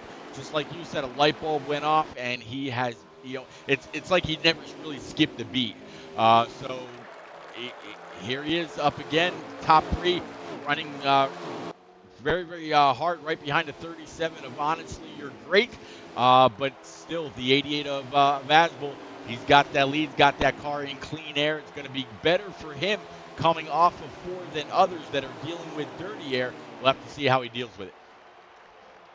Yeah, going back to what you said there about Amore, honestly, I didn't even know at the time that he had a wheel. I forgot that he won it in that charity race a while back, and I was a little worried. I was like, hey, what happened there? I didn't quite know that he was on the wheel at the time, and then he started winning more, and I'm like, hey, that's pretty cool. That's the Amore I know. Then I found out he was learning the wheel, and I'm like, oh, there, go figure. So definitely has really learned a lot. It's learning curve for a lot of guys. Some guys really can't get. Well, some guys prefer the controller, but some guys, catch onto it quick, and some catch onto it a little slow. So he's definitely caught on. I would say pretty quick, pretty normal, and he's back to where he needs to be. You're running up front now, where he's used to be running. So it's good to see him back up front here as you see Asbel get a little loose at the apron and the 9. Getting a good run. Let's see if he can take and try the outside line on the tryover right here. Not far alongside for him to make a move. He's definitely looking like a pretty speedy car right now. Yeah, absolutely. Now, I know that for Season 2 of the Pro League, everybody got issued brand new Fanatec equipment. Before that, you were on a Thrustmaster, weren't you? Yes, sir. What was the learning curve like for you between the different kinds of equipment?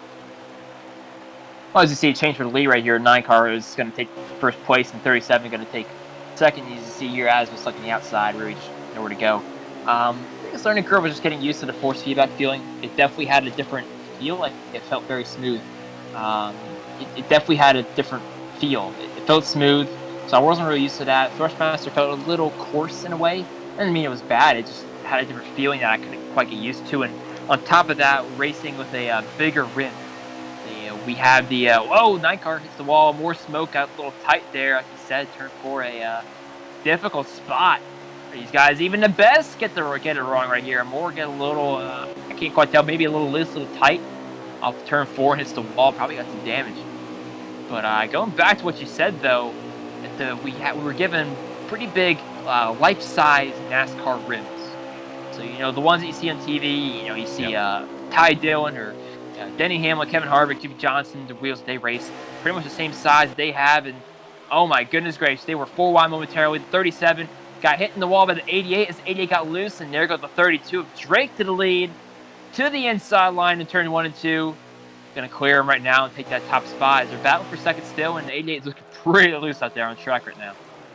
Yeah, battle for the top spot. Drake's got it right now. Boehner and the 88 of Asvel are both door to door, and behind them you've got the 21 of Parzival and the 9 of More Smoke. So we saw More Smoke kind of go up and tag the wall just a little bit. If he got any damage out of that, I don't think it was a whole lot. We got 5 laps left here in stage 1. Myth wants to know what the settings for the race are. 3 times wear, 3 times fuel, with damage and stages on, Myth. There you go. So, I think I'm going to stay right here. Going back to the wheel, we were given those pretty big rims, and they're pretty hard to get used to because the rim I had in the Thrustmaster was smaller. It was just it was so big and pretty heavy, so it took a while to get used to. But now I can't ever see myself going back. Fanatec did a really great job with the wheels. They're a great product to use, very realistic, and not only that, the pedals and sticks are really fun as well. But going back to the race lead right here, you see the 88 retake the lead as the 32 Drake falls back down the third. And you're going to see a big theme here. These guys, the draft is so strong on these tracks. And it's probably one of the most annoying things for drivers. It's not annoying if you make a move on the last lap and get the win. But, if you're a guy leading, if you have a really strong car and you got guys within that draft, who may not be as fast as you make the move and leave you out to dry on the high side, it's definitely pretty annoying. So you're going to see a lot of guys switching back and forth between the lead because of how strong the draft is. And you see here the 88 looking pretty loose there on the bottom, hitting the apron a couple of times, but holds on to it pretty well. And you see right here another change for position. You got 32 making a move for second. Yep, 32 down low underneath the 36. Doc's out there saying Thrustmaster versus Fanatec. Is it worth it? Right now he's got a G920 small wheel, needs at least a 13-inch renovation, sadly. So what do you think? Thrustmaster versus Fanatec. If he's got the G920 now, which would you suggest since you've raced both? Well, it all depends on cost. You gotta kind of look at your budget and see what works for you. You gotta see how much you can spend on it. If you have the money, I'll get the Fanatec. Great product, very realistic. Oh, actually, I didn't even say that right. Very realistic. There we go. That's a better way of saying it. It's definitely got a great feel. You can use it on any sim. You can use it on NASCAR E5. You can use it on iRacing. You can use it on a set of Corsa, Project Cars, any of that stuff. F1, use it on there. Oh boy, another victim of turn 4. That. Yep. Holds on to it, though, pretty well. And you see More Smoke back up at the 4th place, and the caution is out. That's actually the end of stage number 1. So it looks like your stage 1 winner right there was Asvel, with Boehner in second, Drake in third, even though he just kind of tagged the wall right there. And then it's going to be a More Smoke Parzival. Let's see. After that, it's going to be King Mathers, Blitzkrieg, Dan the Lawn Man, Coey, Sweeter Feed, and Additional Company. Done scrolling through there, a little bit of a break here. So now that stage, it seems like after that first caution came out, they were all able to go on down pit road, adjust their cars. It seems like a bunch of these guys realized where they needed to start on the preset scale and got their cars pretty much dialed in within that first caution. We saw a little bit of looseness out of that, but nowhere near the amount that we saw within the first 10 laps or so. So restarting here, it's going to be the 88 of Asvel, 30 of Boehner, 32 of Drake, 21 of Parzival, 9 of More Smoke, and the 19 of King Mathers. That's going to be your top 6 heading into turn 1 and 2 at the start of stage 2, Dan. Yeah, looking pretty strong right here. Asvel's been in control of the race lead for a lot of it. As you see, they're still batting for second place. Boehner holding on pretty strong on the outside line, but it wouldn't surprise me if that 32 gets the move done pretty soon. And there you go. He's getting a pretty big advantage right now. Going to clear him off of 4, and you're going to see the 9 car, More Smoke, coming back into the fray. looking pretty fast. He was looking pretty good in the long run before he had that little mishap off turn 4. So wouldn't surprise me at all to see that 9 car up there battling with the 88 real shortly. Yeah, I don't think it's going to be very long at all before the 9 gets up there and starts getting really, really racy. Moore loves the lead. He loves the feeling of controlling race. And there's no other feeling like it than knowing that you're racing among some of the best on Xbox, and you're in the front. You've got them all in your rear view. You can control which line goes. You can control your own throttle points. You're not really using the brake here, but you are checking up just a little bit to get the nose to set going into 1 and also 3. A little bit of a shove there by the 37 to the back bumper of the 21, or it could have just been a little what they call net code over on the iRacing side, if there is such a thing here, but it didn't really look like it affected the 21 much. But these guys up front, these first 3, they better not look back, because there is a hungry pack coming. Pack of hungry hippos coming onto this pack of 3 right here. And as you see, the 9 car trying to make a move on the outside of 32. They were 32 and 88 were side by side for quite a bit, for the 88 of Asbill. Well, I'm pretty strong. Did a good job defending the position, maintaining the lead. And I'll be honest, if I'm the 9 car over Smoke, I really wouldn't try and get too much of a fight. I would just try and lay back, be patient, let it all sort itself out. Let these guys kind of burn their stuff up a little bit. Just ride back and just kind of wait till the end and wait till it matters. You don't have to lead all the laps. It's just about leading 1, and that's the final lap. So if I were him, I'd just be patient, just ride behind these 2, and just do the best he can just to try and make sure he sets himself up for the end. Yep. And again, Dan, I mean, this race, these guys are racing hard like it's actual. Oh, season. yeah. Tonight, right there, you saw it. Yeah. Yep. They're holding on to it. There's no points on the line. This is actually a tryout race, if you believe it. Yeah. But these guys are racing so hard. They're taking all kinds of chances, trying to put their car in different spots, different situations. I'm seeing a lot of these Cup guys really mixing it up and testing the guys that are trying to work their way in. Just a little bit. I mean, the 37 of Monteslier bad. I told Coey and I told J-Pa last night, I've got no reservations about that 37 whatsoever. He's beyond proved himself to me, and I'm really looking forward to seeing what he's going to be able to do, irregardless of what series he's going to be in when we all kick off here on the 22nd of September with the trucks, the 23rd for Xfinity and the 24th for Cup. But these guys have been getting after it all night, and this is, again, just a practice race for the guys that know they're returning to the Cup this year, but a tryout race, and really to show what they've got, meet up with their competition if they do work their way into Cup year, and just lay it down. And they've done a phenomenal job. I'm sure Coey, he's in this race. He's watched the first couple races.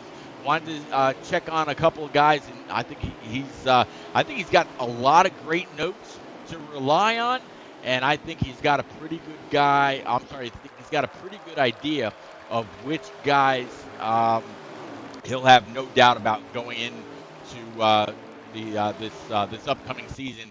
And I think 37 is going to be a lock. I'm still impressed with. Honestly, you're great.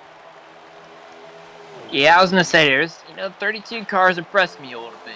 I've never heard of him before, and seeing him find up towards the front with these guys like a More Smoke and Boehner is pretty impressive. There's some things he needs to work out. Like I think as you saw there in turn 3 and 4, could have been a little bit patient. Really didn't need to force a gap under there on the inside. There's obviously things drivers need to. There's things I even need to improve on. But that's something that he's gonna probably try and work on when he. If he ends up getting, signed to a Cup team, but hey, you're pretty much trying to put your foot in the door so that a guy can end up signing you for the Cup season, because this is NNR, one of the best leagues, if not the best preset league out there in racing. So it's definitely a great opportunity to get yourself out there. So it's pretty cool to see some of these new guys really go for it, really trying to show people what they got. But as you say, there's a lot of upcomers, rookies, doing the best that they can, and there's always a lot to learn.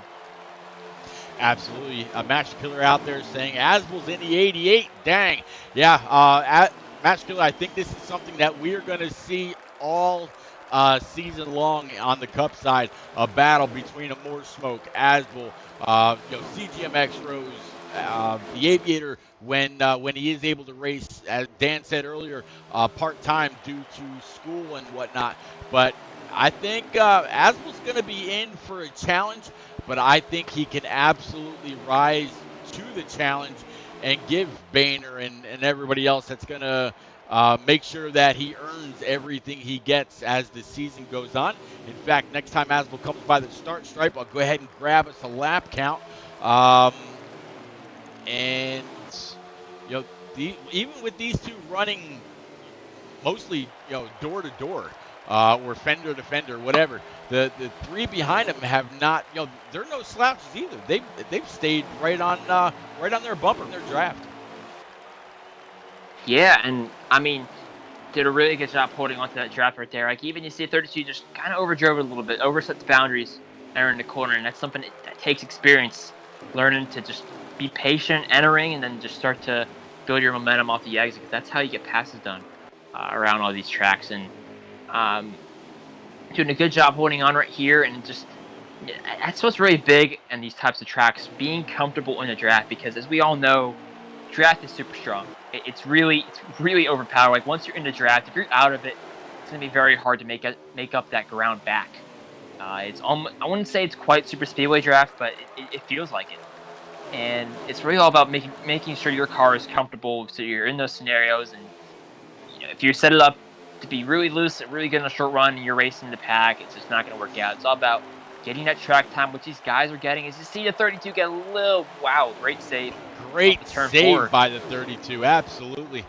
But really making sure you get that experience, get that track time, so you know what to do and know what to improve on. And I don't know if this is one of the tracks on the schedule for Cup, but these guys are definitely going to be pretty prepared for whenever they decide to go here.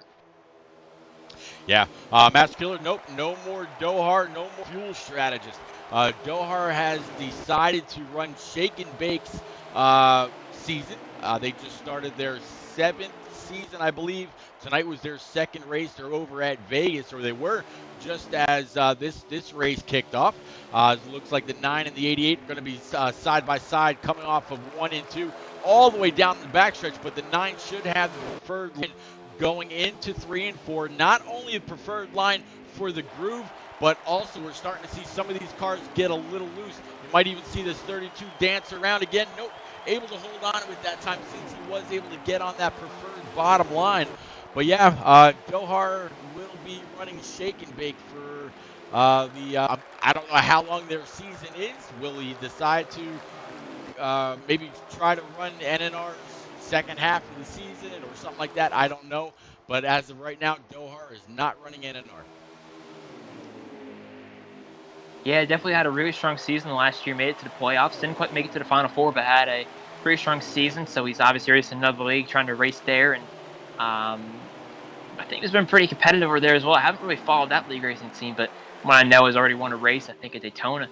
But on track right here on the front of the field, you see that they're battling for second pretty, they've been battling all race, it seems like, but they've allowed the 21 and the 41 to close in on this battle. And that's the problem you're going to face sometimes. When you're battling guys, you're going to lose time on everybody else, and you're going to allow guys to close back in. And that's what you're going to see here, 21 and 41, Dana Lawman closing that gap. Notice that Boehner isn't up in the top 5, so that's pretty interesting there. But there you go, got a little loose from the 32. And even a 9 got a little loose in the 32, makes his way back up into the lead.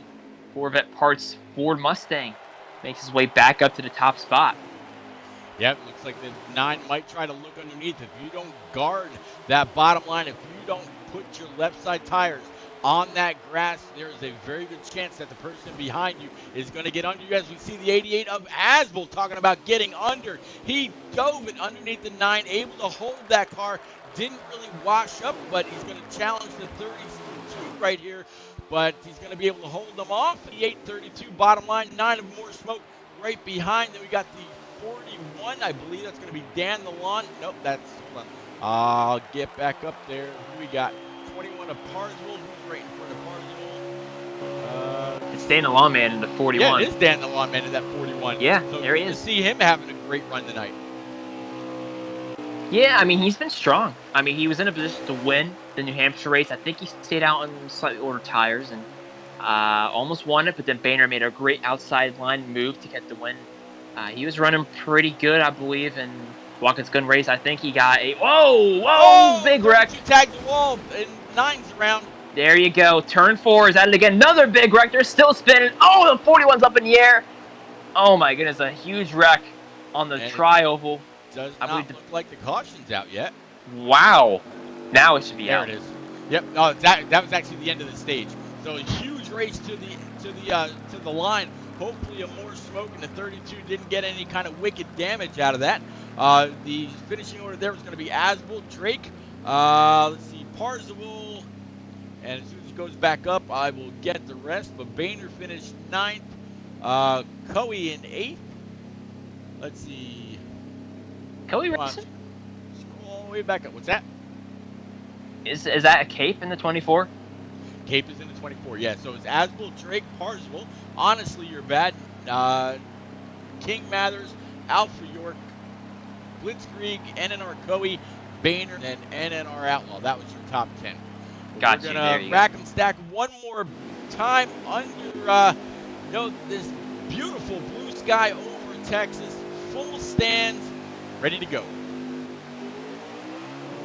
Yeah.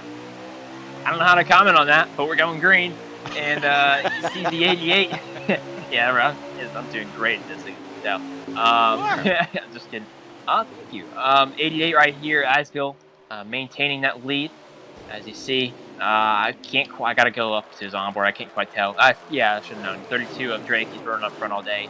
37 of Honestly in 3rd, made his way back up from 6th earlier, benefited from that caution. And yeah, seeing some of the new guys running towards the front, making a good impression for some of these team owners. Trying to look at the new talent, look into some new drivers. And looks like Honestly's going to try and make an outside line move, trying to maintain momentum on the high side with the draft. Not going to quite make it stick on those new tires there, but we're pretty speedy right now. Yeah, absolutely. I mean, Drake, when Coe and J-Pod and Stout and Swats were all talking about who should move on from a previous series, I had 2 names in my head before he finished the question. One was Parzival. He's been rocking that 21, and the other was exclusively Elite, or who's now NNR Drake. And I stick to those 2 names, and all throughout these tryout races, the preseason and whatnot, they have done a phenomenal job and have proven to me time and time again why they deserve to be right where they're at. Parzival's still in the top 5. He's battling in this pack of 3 behind the front pack of 3, as I just saw the 3 of Outlaw really nail the outside wall going through the tribal. Looks like we're going to stay green though. Front 3 nose and tail behind them. Another pack of 3 also nose and tail. Well, the thing that I love about it, and you're mentioning about it, is that these guys want it. You see the desire that they want to be in the Cup Series. They really want to prove themselves against some of the best of the best, and that's what you want to see. You want to see guys really go for it, really want to race. You just want to race. They want to keep improving to make themselves better, and they want to have the chance to win in the top division. And I love seeing that. I see the desire in the 80. I see the desire in the 32, and even in the 37 right here to all get into the series. And I've really been impressed with the way their speed, the way they've been racing. Obviously, there's some things that need to be ironed out, maybe a little bit of patience here or there. But so far, it's been very clean and very respectful, and I really love seeing it. I can't wait. Hopefully, get to see them race in next season. And oh boy, caution is out. And my goodness, thank goodness he was really ghosted. Thank goodness he was ghosted. I mean, the caution came up beforehand, but oof. I saw him pull it up on track. I'm not gonna lie. I almost got flashbacks to the Fast Family race I had at Charlotte when the pace car came out on track and we were all going full speed in there. I got flashbacks there. That was I was close. But yeah, I saw the 3 car and he was broadside on the track. I wasn't quite sure what was happening. It didn't look ghost on the screen, but boy, am I glad he was. yeah, I think so. I'm guessing Outlaw was probably involved in the wreck that caused that caution. So I don't know if there's anyone else, but all the way down a little off the track in turn 1. So probably something on the trial occurred, and then go back. There you go, another burp. Burp number 3. Okay, there you go. And can go back to green once again. Yep, we're going to go back green. I'm following along right now with the 37. Honestly, with the 9, of course, from the outside. Of course, did not get a great start that time. So that's going to allow a couple of cars to get on by him. But 32 of Drake, 88 of Asbel. That's going to be your top 3 is going to pretty much be the same that it was. Looks like the 21 of Parcel. He got collected when the 3 hit the wall, so he's a little bit further back in the pack. Riding right now behind the 24 of Coe. Got the 77 of Silent to his outside there, all the way on the outside. Going to be the 36 of Boehner as they come through the trial. First lap after the restart, all green. I'm looking forward to a lot more to go, and I think what as the streams told me, about 23 laps remaining. Not quite sure how far they're going on fuel. They may be close. Yeah, it's got to be they're going to be very, very close. I think it may be 20 laps on ×3, so I don't see these guys saving 3 laps, to be honest with you. So I'm not really sure what to expect. That could be wrong. They might clutch it and go. But look at this. Mr. Where did he come from? Alpha York and the 34 car up in the 3rd place there. Lagged out of the last race in New Hampshire and has now made his way up to the front right here at Texas. Pretty good to see him up here. He's definitely been a well-respected driver. He's been moving up through the ranks, been improving a lot here. He's presets a very impressive driver, and we'll see him up here fighting for the lead here as he almost made an aggressive move in turn 3, but thought better of it. And yeah, running here side by side with 37. Yeah, running side by side with 37. And honestly, really making sure that 32 is capable of staying door to door with the 88 of Asbel. They're going to come off of 1 and 2 side by side. Alpha York is the owner of the American Ethanol Cup Series. That's right. That's done very, very well. They've moved on to round 3, the Super Speedway round, the same as SXRL, NNR, NAOR, and several others. I think there's 10 or 11 teams. The Shake and Bake got the buy this time. It seems like their race, and not taking anything from them, but it seems like their race was about the only one that didn't have anybody lag out, or the entire race didn't lag out. So I would have liked to see what the competition would have been like with better servers in the beginning and the middle of all those races. But hey, it's a Super Speedway round. It's going to be the round where anybody can shine. It's kind of like the equalizer round. So it's going to be interesting to see how that all plays out. Again, I'll have to stream with the track announcements on Monday night at 8:30 with Slide Job and Ford Tough live in the booth with me to see which 2 teams are squaring off and which track they're heading to. Yeah, it's going to be very interesting to see how that's all going to shake out. See who's going where. Pretty much almost similar tracks, but those minor differences between them. And seeing here this battle start to shake up a little bit more. A 37, 88 throwing a block a little bit in 37. Trying to maintain to that lead. 37 going to try and set himself up off of turn 4. Try and get a good run. Been seeing these two up in front pretty much all race long. And we're seeing the battle start to shake up there. You see more smoke now trying to fight for 3rd with Alpha York. Going to make his way back up to the front once more. And it's been some really good racing right here. All around Texas Motor Speedway.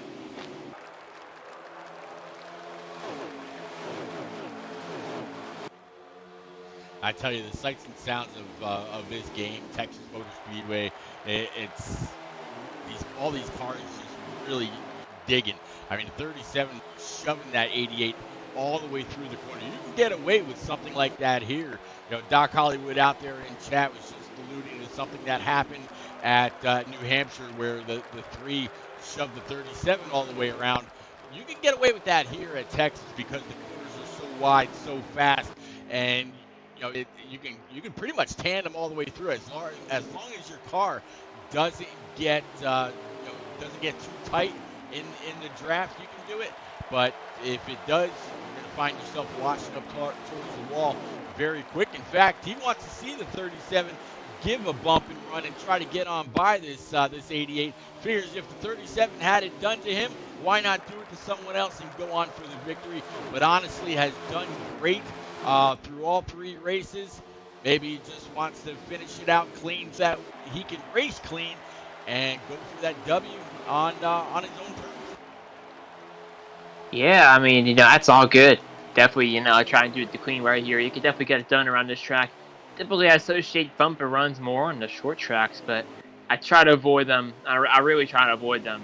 That kind of stuff on these 1.5 mile tracks. That's typically how it goes. And I really just try to avoid the bumper run, like pretty much almost all the time, because you don't really do that kind of stuff all the time. It's just not going to bode well for anybody. So I kind of avoid it, but then it's just for those like certain circumstances when you might give a guy a little bit of a bump to get out of the way. But so far, these guys have been racing pretty clean. I kind of hope to see them race clean throughout the end here and see how that fuel scenario is going to end up too, because these guys are probably going to be 3 laps short. It's absolutely possible. I'm kind of curious to see how it's going to run. Right now, it's Asbel. Honestly, you're bad. More smoke and Drake and Dan the Lawn Man in the top 5 again. Dan in that 41. He's got a new ride this year, looking pretty good. Very, very easy. But the 88 and the 37, they've got that line. They've got the draft. They are hooked up, keeping a fair distance from the 9 of a more smoke, continuing to maybe even pull away just a little bit. They continue on. Next time Asbel comes across the line, I'll grab that lap count for us all and see what we got left. Maybe he'll show that menu that gives us the fuel, but I think now Asbel is just concentrating on hitting his marks. That way the 37 is not able to get under him. 10 laps remaining this time, or that time by. 10 to go here at Texas Motor Speedway, and yeah, that pretty much just goes to show how powerful the draft is. And 2 cars are pulling away from 1, and it's pretty unfortunate for Moore. He has a very fast car, but that's just unfortunately how it is, and it's definitely not something that I enjoy either, being that kind of guy, losing out that way. But I think these guys end up racing a little hard, and we may see the 9 to close back in, and may see some pit stops pretty soon. But I could be way off what the actual fuel consumption is like, because I'm pretty sure it's around 20 laps or 19 laps around ×3. But maybe they're good to go. I'm not quite sure, but anyway, they're still fighting pretty hard up here in front. They're not really trying to make any moves. It looks like just trying to kind of take care of each other till the end by the looks of it. Yeah, I would say so. And you know what, Lucky, I tell you, we've got, 17 or 18 cars out here on track. When it comes to the actual season, when we get to Michigan, breaking away from a little bit of tradition, instead of going to Daytona as the season opener, we're actually going to be going to Michigan. We're going to have 30 or 30 plus cars on track when we get to the season opener. So like the amount of cars that you see on track now, the amount of racing that we've seen, I did just see one car go around right there. Not quite sure who that was. But if you like the amount of cars that you see on track tonight, and this is just a test, a little bit of a practice for some, a test for most, it's going to be double the action then. So if you don't already, please go on up, smash that follow button, hit the subscribe button. Make sure you leave notifications on so you know anytime I go live, whether it's with NNR, whether it's with NAOR every now and then, or American Ethanol every now and then. I will be doing an occasional race for the Tryout for what league that Papa Bear runs. Also the new Shake and Bake, not the one that Frozen runs, but the new Shake and Bake series or that just started up. I'll be helping them out every now and then. I'm spreading myself really, really thin, but you know what? I'm having a great time doing it. Make sure you leave those notifications on so you know when I go live. Also had a big announcement last night. The one and only I'm Rick James is going to call the Xfinity races with me for the NNR season. So I'm glad that He's gonna be helping me with that. Looking forward to a lot of great times there. Doc Hollywood, thank you very much for the sub, sir. Absolutely appreciate you, and you're doing it with Prime. You'll never see a commercial except for the ones that I put on showing NNR content, such as how to follow or the Zazzle tab. But man, thank you very much. You're a gentleman and a scholar. Yeah, thank you. Yeah, I was gonna say here, still running nose to tail right here in the top two. Seeing some good racing. Actually, no, I was gonna say Michigan. That's actually pretty unique. It's gonna be a very interesting way to start off the season. It's gonna be pretty exciting. You're gonna see a lot of drafting, see a lot of nose to tail racing like you're seeing here, and that'd definitely be pretty fun to watch. Seeing how guys can try and work the lanes and try and see if they can run the middle, if they can run the low lane, see how that works for them. So definitely going to be tuning in or hopefully maybe commentating for that race. Who knows? But definitely going to be exciting to watch regardless. And seeing 37 right here, whoa, a little blocked over the 88, pretty aggressive there. Probably either he wants to pit or he really just doesn't want to give the lead. And I don't know. I mean, that was a pretty aggressive move there. Honestly, for me, I try to avoid the blocking because that's just not my style. I try to kind of let the guy go on the inside. I try to hold him off on the outside. So, I mean, that's just the way I do things. But, I mean, you could do that too. Most guys frown upon the blocking, but, I mean, that is what it is. But that's just not my style of racing. But we're going to see him. He's still trying to hold off the 37. 37 is looking pretty quick right now. We'll see how he continues to hold on. Well, I tell you what, that 37 has been able to duck under almost every single corner. I've had the stream from Asbel up all the way. This is the white flag lap. If the 37 has anything for this 88, he's got to get it done now. Got to run. Yep, he's got to run that time off of 1 and 2, all the way down the backstretch. Huge draft, 88 down to block.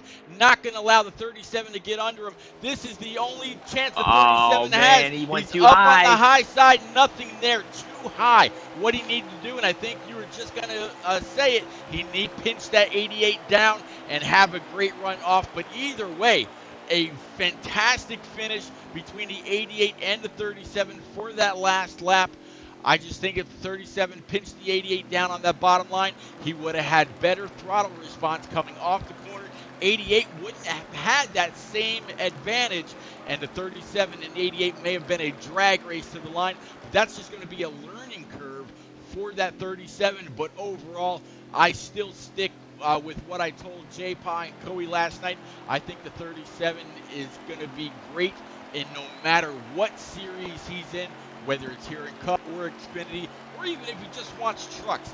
I think he's going to be a great addition to NNR, and I'm glad, honestly, you're bad, or honestly, he's great, is going to have a phenomenal season here in NNR. Yeah, that was definitely exciting to watch, seeing a new crop come up through the ranks right here, trying out for NNR, and they definitely put on a really great show, and they've done a really good job racing against guys like Warren Boehner, some really well-expected and very accomplished drivers in the NNR racing scene, and just the whole league racing scene in general. So definitely was great to watch all 3 races and all 3 different tracks to really put on a good showcase of these guys, what they could do for other teams in order to get drafted for the season. Absolutely. Well, that is going to wrap it up here for NNR. Tonight we saw the Watkins Glen first race, no stages, no damage on. It kind of first road course test of the season. Then we went on over to the New Hampshire Motor Speedway, a little bit more action, but still pretty good. And then, of course, Texas Motor Speedway we just watched, still the freshest in our mind, pretty good all the way around. When Coey goes back and watches the stream, he's going to have all kinds of information to go through. Not sure if he's going to do it with the other admins, naming Stout Whiskey and NNR Boehner as a couple, but also J-Pa, again, who's head of the Xfinity Series, and then NNR SWATs that heads up the trucks. Match Killer, I've got to agree with you. This year is going to be absolutely interesting. A lot of great drivers. All 3 series have got a lot of guys that are fully committed. It's going to be a full, 30, 32 race season. It's a long way to go, but we're just going to be kicking it off here on September 22nd with the trucks. Dan, Man, thank you very much for coming out and hanging out. I know you earlier when we were at the Glen, you mentioned that you're racing with SXRL. Do you want to, you know, let anyone else know where they can find you on Twitter or on Facebook if you want to give that out, or your leagues, what your general schedule is and where they can go to keep up with you or watch you.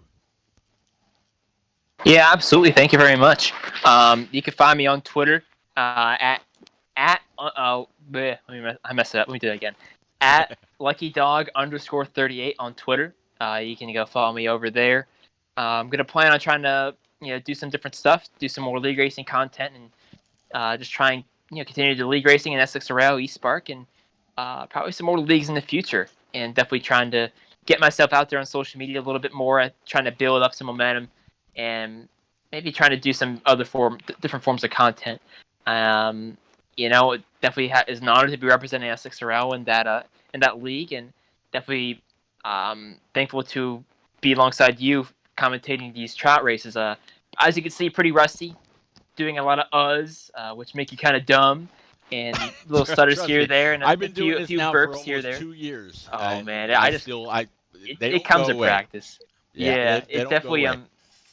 But no, thank you very much for having me on here. I had a lot of fun, and definitely hope to have more opportunities like this in the future. And because I have a lot of fun doing it, and hopefully that all of you guys enjoyed the commentary that we had. And definitely was difficult for me because we didn't have the lap count, so I didn't quite know how many laps to go or how to kind of make it a little more exciting than what it was in certain circumstances. But yeah, thank you once again, and hopefully that they'll get more opportunities like this in the future. I'm sure you will. I don't have any reservation whatsoever. It's gonna be a great season. Looking forward to quite a few guests. In and out of the booth. Master Killer has been great. He graced me with his presence a few times last year. Stout Whiskey, More Smoke, Boehner. I mean, there have been many people that have come and gone and assisted with all kinds of streams, whether it was Truck Xfinity and Cup. But yeah, absolutely looking forward to it. Thank you very much for coming out. I'm glad you did. I guess it was a More Smoke that kind of threw the idea out there, so Yeah. I'm glad that he did that as well. I appreciate you accepting the invite.